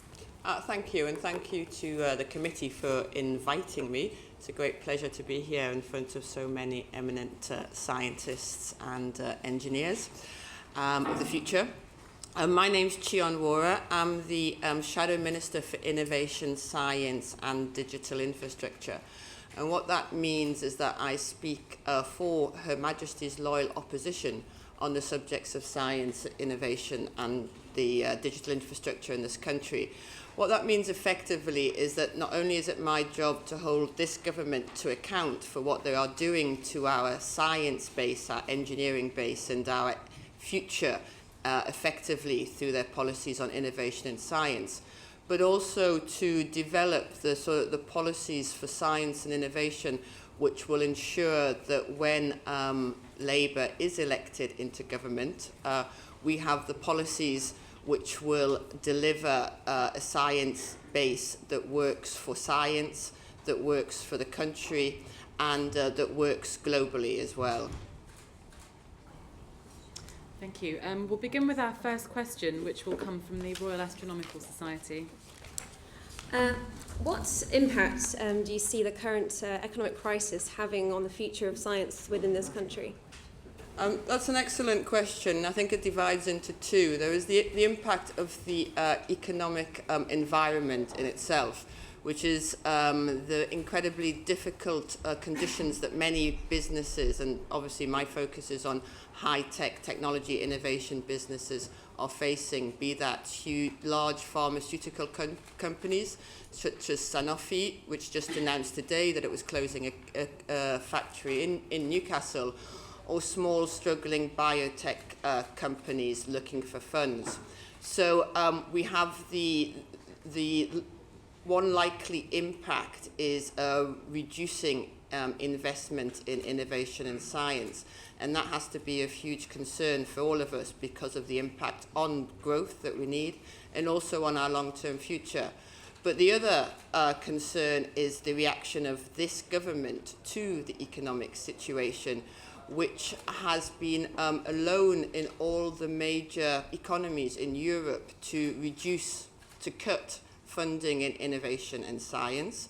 All our major competitors are increasing in funding for innovation and science, and that has to risk damaging long-term our science base, because at this moment we need a strategy for science and innovation which supports growth.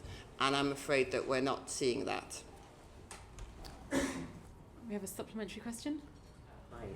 I wanted to sort of connect to that question a bit and say that do you think that a national innovation or innovation and science policy is actually possible now that we live in an increasingly globalized world?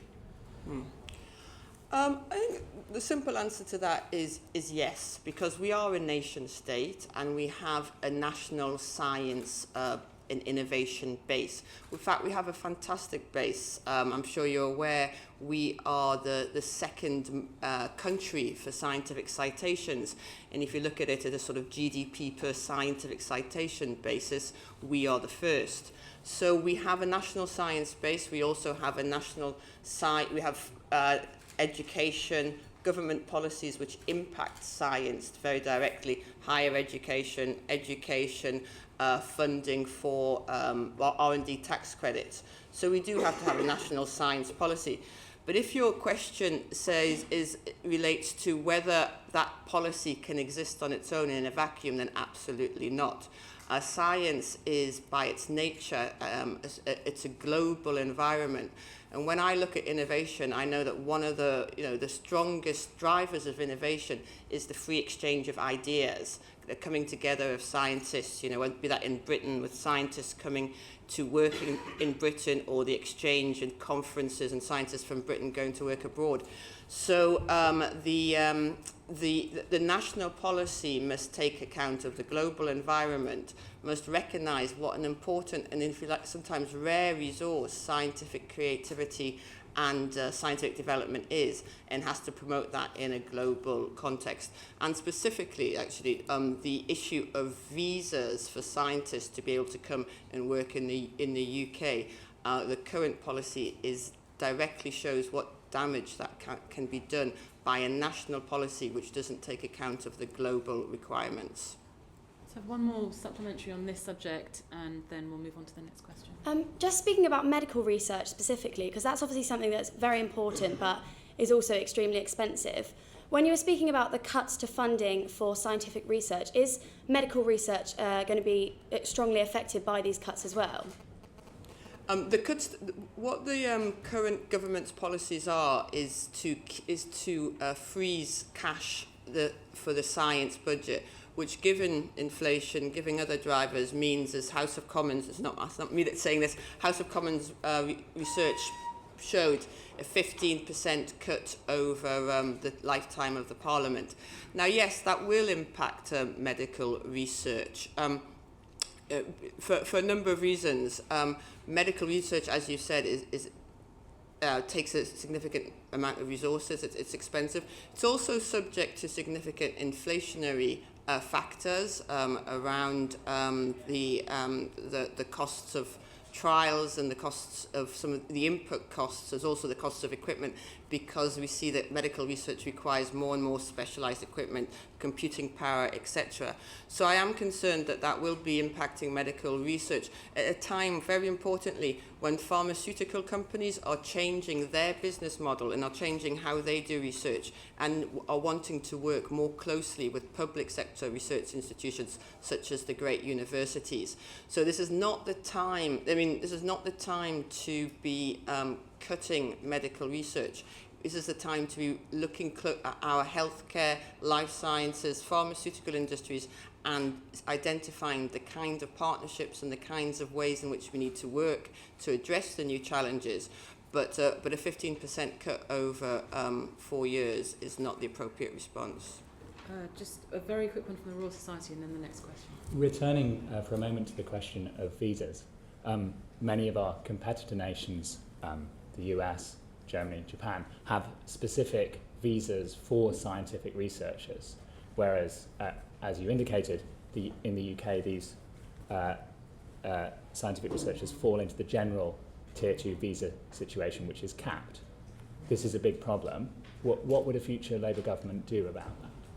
Well, we would look at immigration policy, because we're talking about visas come under immigration policy, and that is why, unfortunately, they often are discussed, and so we say not in a rational and evidence-based environment.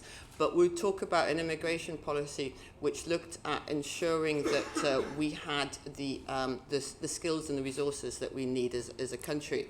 And it's clear that what scientists can contribute to our economy is huge. I mean, as we know, the scientists that discovered graphene would not have been given visas under the current visa policy. So we would not be looking at arbitrary caps on the numbers from any one country or from any one portion, but to ensure that we have the flow of people that is necessary for scientific development. Whether or not having a special quota for scientists, I'm not sure that is the best way to deal with it, but we do need to make sure. I mean, I know that right now, even to get a visa, our forms and the bureaucracy associated with it is so high that lots of scientists aren't bothering to apply when they are being welcomed with open arms elsewhere. So we need to address that urgently. Let's move on to the Society for Experimental Biology.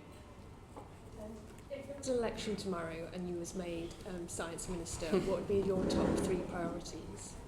So my top 3 priorities, I think, firstly would be to restore and emphasise the absolute priority and credibility that the British government, the British Labour government, places on science, and not just science in the short term, not just short-term research and development, but long-term scientific research. And that would be partially, a number of ways, but most importantly probably by restoring a 10-year funding plan for science, so that not only the scientists, such as yourselves, but also business, also our international competitors, our global competitors, recognise that not only is the UK a country with a fantastic scientific past, it has absolutely a world-beating scientific future.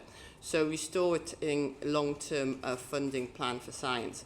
Second would be to address the pipeline, because looking at you around the table here, and you seem to be quite a well-mixed and well-balanced group, But I'm very aware that the proportion of women in science, the proportion of ethnic minorities in science, and also the proportion of those from less privileged backgrounds does not reflect the wonderful diversity of this country. And that is really important for science because it's about having a large talent pool.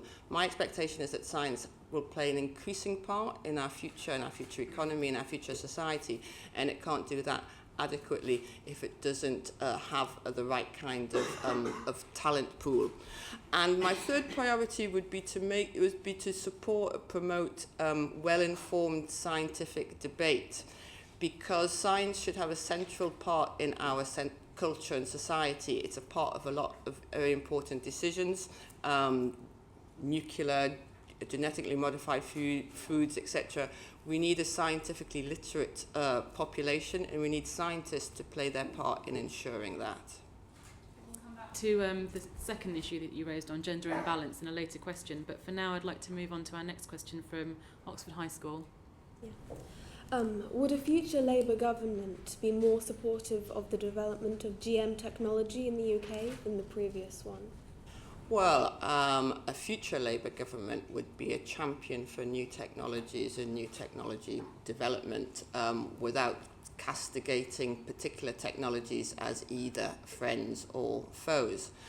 Specifically when it comes to GM, I know you characterise it as unsupportive. You characterise it as unsupportive. GM technology has evolved already in the last 5 or 10 years. What we need to make sure is that, as I said, I think two things. We have a well-informed public debate about GM and the benefits it can bring in the UK, but also probably around the world. But also around what is genetic GM, because it's used as a catch-all for all kinds of different biotech, fast breeding, etc. technologies, which have not only different processes associated with them, different potential consequences, different potential outcomes. And when you think, the public has concerns about GM. I saw there was a recent report that suggested some of those concerns have reduced, but they have concerns about the copywriting of living things. They have concerns about the impact on the environment, whether it's a sustainable technology. So those concerns should be addressed as part of a debate, and we should go where the scientific evidence takes us when it comes to the benefits that particular types of GM technology can have both in science and in society. Let's move on to a question from the Royal Society of Chemistry. How do we encourage young adults to strive for excellence at the highest levels of science? This question is particularly relevant to a lot of people here, and it's also a key question for the future of science, because I think I don't think we've got the career structure. Scientists tell me that we haven't got the career structure in science right. That I see you're nodding there, so I guess you'd agree that we haven't got the incentives right. That there isn't. I think. That it's become a kind of, to some extent, a sort of odd job profession, in as much as young scientists are always going for the next grant and the next project funding, and there's no certainty. Now, striving for excellence, absolutely should be the goal. That does mean that there needs to be a competition, if you like, to see what excellence is, and young scientists and others need to be able to prove themselves. But I think one of the things I'm going to be looking at, and we'll probably be holding a round table on this in the near future, is how can we set up scientific career structures which support excellence, but it's about the long term, give young scientists the security, if you like, to achieve excellence in the longer term. So I think it's about setting the right incentives. It is about having a certain amount of competition for funding, but it's about looking more at the longer term than 3-year funding cycles allow institutions to do right now. So have the Geological Society come in on this? Yeah, I'm a scientist who hasn't stayed in academia. I work in industry, And on that point, the highest levels of science are also in business and in engineering firms and things like that. So I wondered how you'd help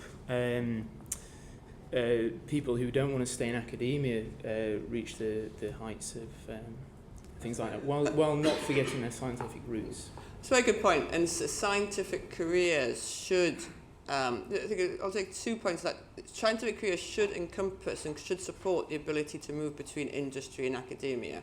And that can be very difficult now, both because of the sort of the career incentives in the academic world, but also some of the pensions, etc., other issues in the business world. But also when it comes to encouraging and ensuring that we can see excellence in the business for scientists and in engineers, we need to support their recognition. Which I don't think we do very well at the moment in terms of recognising the contribution that scientists make. And we also need to support celebrate those companies that do invest heavily in innovation and research and development. There's very different rates of investment in research and development in the businesses, and we need to celebrate those that do. Question now from Wallington High School. Do you have concerns about the rise in tuition fees limiting the number of science graduates in the UK? I have real concerns about the changes to higher education which this government has put forward. And when I spoke about one of my priorities being to restore our faith in ourselves as a scientific nation and the importance of science, it's partially because my fear is that over the next 3 years, science and education is going to be hit by a triple whammy. So you have the tripling of tuition fees, which we don't know yet what the impact will be on the demographics of those who go into science and engineering, but it doesn't seem likely to expand the talent pool. It seems more likely to constrict it.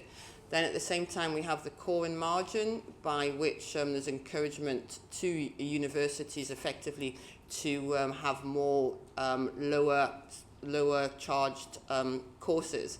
Now, science and engineering are some of the most expensive courses to support for any university.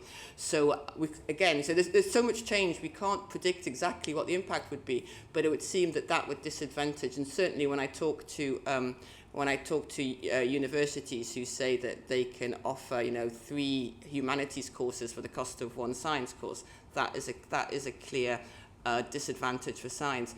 And the third one is the AA and B, by which universities can create as many places as they like for those students who achieve AAB. Now, AAB. Now, I think it's fair to say that it's harder to get AAB in science subjects than in some other subjects. So these are 3 ways in which science subjects are being disadvantaged at university, and I'm very concerned at what the impact that's going to be. So much is changing at the same time that it's hard we can't predict it, but it seems highly unlikely that it's going to be positive. Ms. Honora, I'm aware of the time, and I know that we're only supposed to have you until 12 o'clock, and I wonder if you might be able to stay a few extra minutes beyond that. Yes, it's only Prime Minister's questions. I'm sure the Prime Minister will forgive you. I'm thinking of Ed Miliband, actually, but yes. Let's move on to a question from the Royal Society.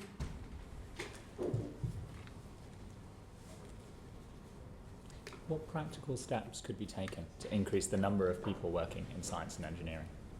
Well, that's a vast subject, and just talking about time, it's a key subject for me as a shadow minister, but also I think as an economy which is going to be increasingly dependent on science and engineering skills. Ensuring that we've got the pipeline of people coming through it's the key challenge. But in terms of a few practical steps, I think we need to make it easier for people to see what engineering and science is really about. I think engineering and science are poorly reflected in the media. I think young people at schools and even at universities have little concrete grasp of what being an engineer in a scientist means. So I certainly, whenever I meet anyone from the BBC, I ask them what they're doing with their science production in drama. I think actually the BBC have got good now. They've improved immensely their documentaries, etc. But in terms of reflecting scientists and engineering in the media, the BBC and the other broadcasters aren't doing a very good job. Another practical method is we need to make it easier for people to transfer onto science courses later in their life. Again, I'm very concerned about the impact tuition fees might have on this. But for example, I know that girls often may find themselves pushed into more traditional careers, and I've spoken to a number of young women in Newcastle, for example, and then later on they realise that really what they should have been was an engineer, but by then it's very difficult or too late to change, or they need to fund it themselves. So I think we need to make it easier for young people to move into engineering and science later.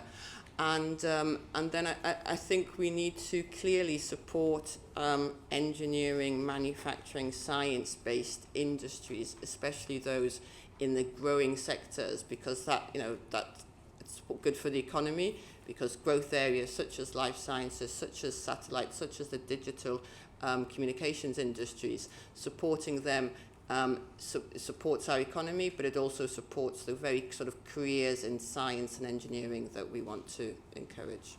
So I want to bring in a question from Twitter. I don't have the full name of the person, but their Twitter name is @hapsci. How would you like to see research funders make sure that time spent on quality engagement activities is recognised as part of a researcher's job? Time spent on equality or quality? Quality engagement activities. Well, that's something that the last government did aim to do by ensuring that it was part of the way in which scientific funding was allocated. I think engagement is hugely important.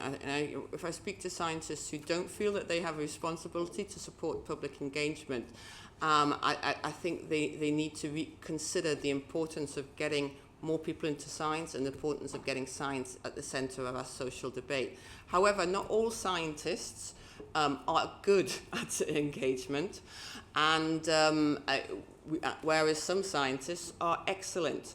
So there needs to be a recognition that that scientific public engagement is one particular criterion which should be rewarded in funding, but also that there are others as well. There are others as well. So I think the objectives of the system we have now are excellent. What I want to talk to scientists about is how we can make that work better, so that there is recognition for scientific engagement, but that doesn't mean that we're forcing scientists whose skills don't lie there to be looking to spend too much of their time doing that. Thank you. Let's move on back to gender imbalance with the British Pharmacological Society. As you've mentioned, there is a gender imbalance in science, especially at higher levels. What do you think needs to be done to redress this imbalance? Well, it's an excellent question, and it's one that I spend a lot of my time looking at. I know that when I went to Imperial to study electrical engineering, the proportion of girls on my course was 12%, and 25 years later, the proportion of girls on the electrical engineering course at Imperial is, I think, 12%. It hasn't moved in 25 years. So whereas some areas of science, such as biology and biosciences, have had vast improvements of the number of young women coming in, and yet there we still see that there's effectively a glass ceiling and there's a limited representation at the top. And unfortunately, there is not one answer. Our scientific system is complex, and there are a number of answers at different points in the career path. So, but particularly just the issue of women scientists not rising, through the ranks, as it were. We need to be more supportive and understanding of typical issues such as childcare. I think the the funding, 3-year repeated, always having to bid for another 3 years of funding, does make it more difficult for women who are taking time out to have children, or who are less keen to move because of their children. Again, it shouldn't be the women who always have to consider this, but in fact, the fact is that it often is. That also doesn't. We need to address that to make it more female friendly. I'd say more open to men and women. We need to attack some of the cultural stereotypes.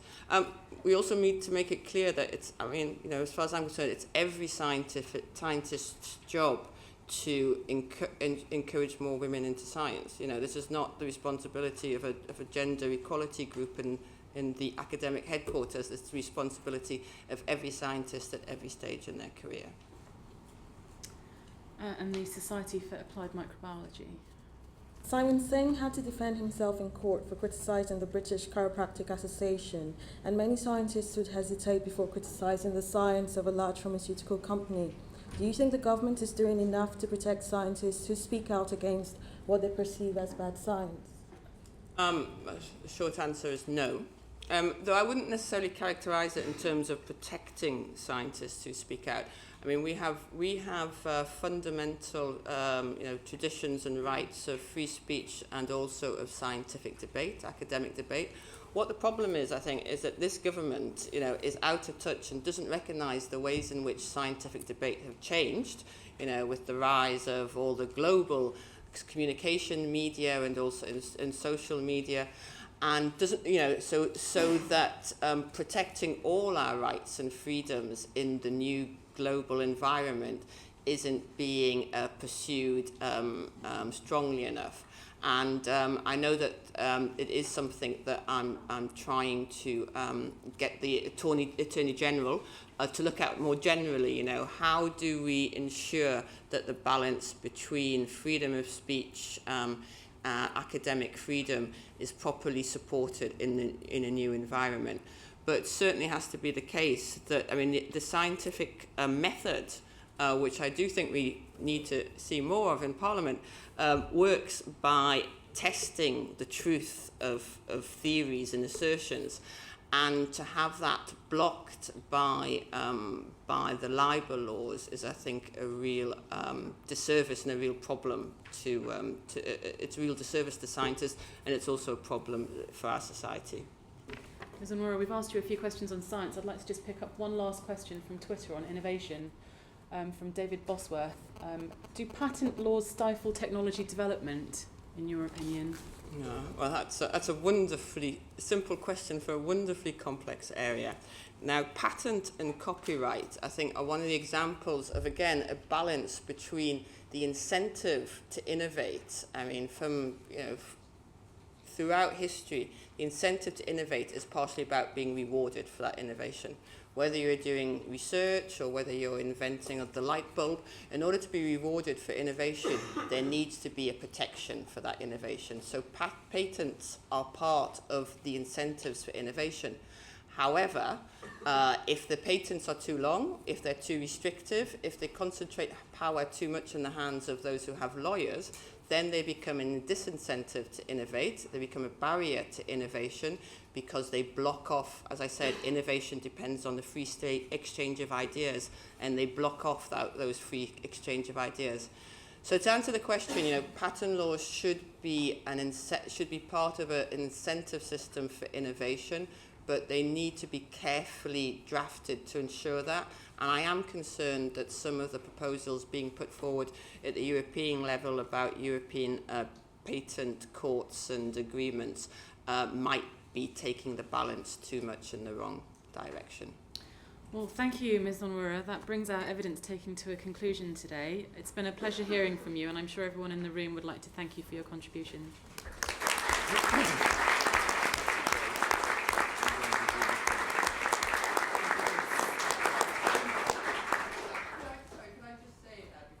I would really like to thank you for giving me the opportunity to speak here. I'd particularly like to thank you, Dr. Bhatti, because you've been an excellent chair, and I'm sure this has involved a huge amount of organisation, and it's really good to see these seats filled by young scientists from across the country. So thank you very much.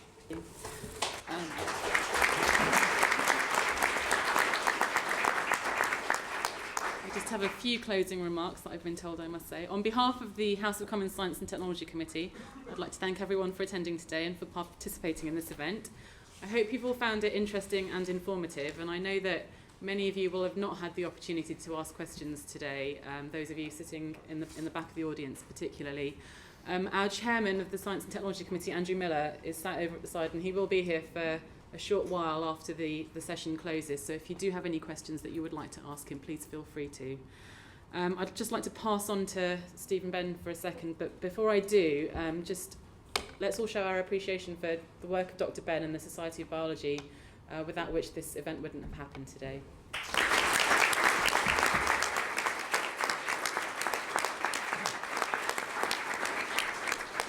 Thank you very much. There are a few thanks that must be given. And I'd like to begin with the chair. Thank you, Chief, for getting in ahead of me. But I'd like to thank Farah for what she's done as chair. I'd like to thank the clerk, Zamira. I'd like to thank the other clerk, Elizabeth Flood, and the other second clerk, Stephen McGuinness, and the team in the House of Commons Select Committee office for everything that they've done to help, which is just enormous. I'd like to thank my colleagues in the Society of Biology, many of whom are here, too numerous to mention, but you know, an enormous amount of work goes into organising something like this, and it's very important that they should be recognised, as well as the House of Commons staff, some of whom are here, who are making it possible for it to be broadcasted, and you know, this is an innovative thing to have happened, and it hasn't happened before, and I think the fact that the Speaker came to open it today shows you that he, who's very interested in outreach and the way in which Parliament can reach out and connect with people in new ways, this is an innovation right here. We've never done it before, and I hope very much it will set a precedent for something that might be done in the future. Obviously, I'd like to thank David Willits and John Perkins and you, Chief, for coming and agreeing to give evidence, and then in particular for Andrew and the members of his committee. And the reason I'm saving you to last, Andrew, is because you can't force anyone to be in the position of appearing before their own committee, as it were, as a witness. You can't force members of Parliament to agree to take part, some of whom we heard today had never attended a meeting of the Select Committee, and the first thing they do is show up at the other end of the table rather than at this end of the horseshoe. And so I think we all owe a tremendous debt of gratitude to you and Julie for your help, Julie Spencer, in his office.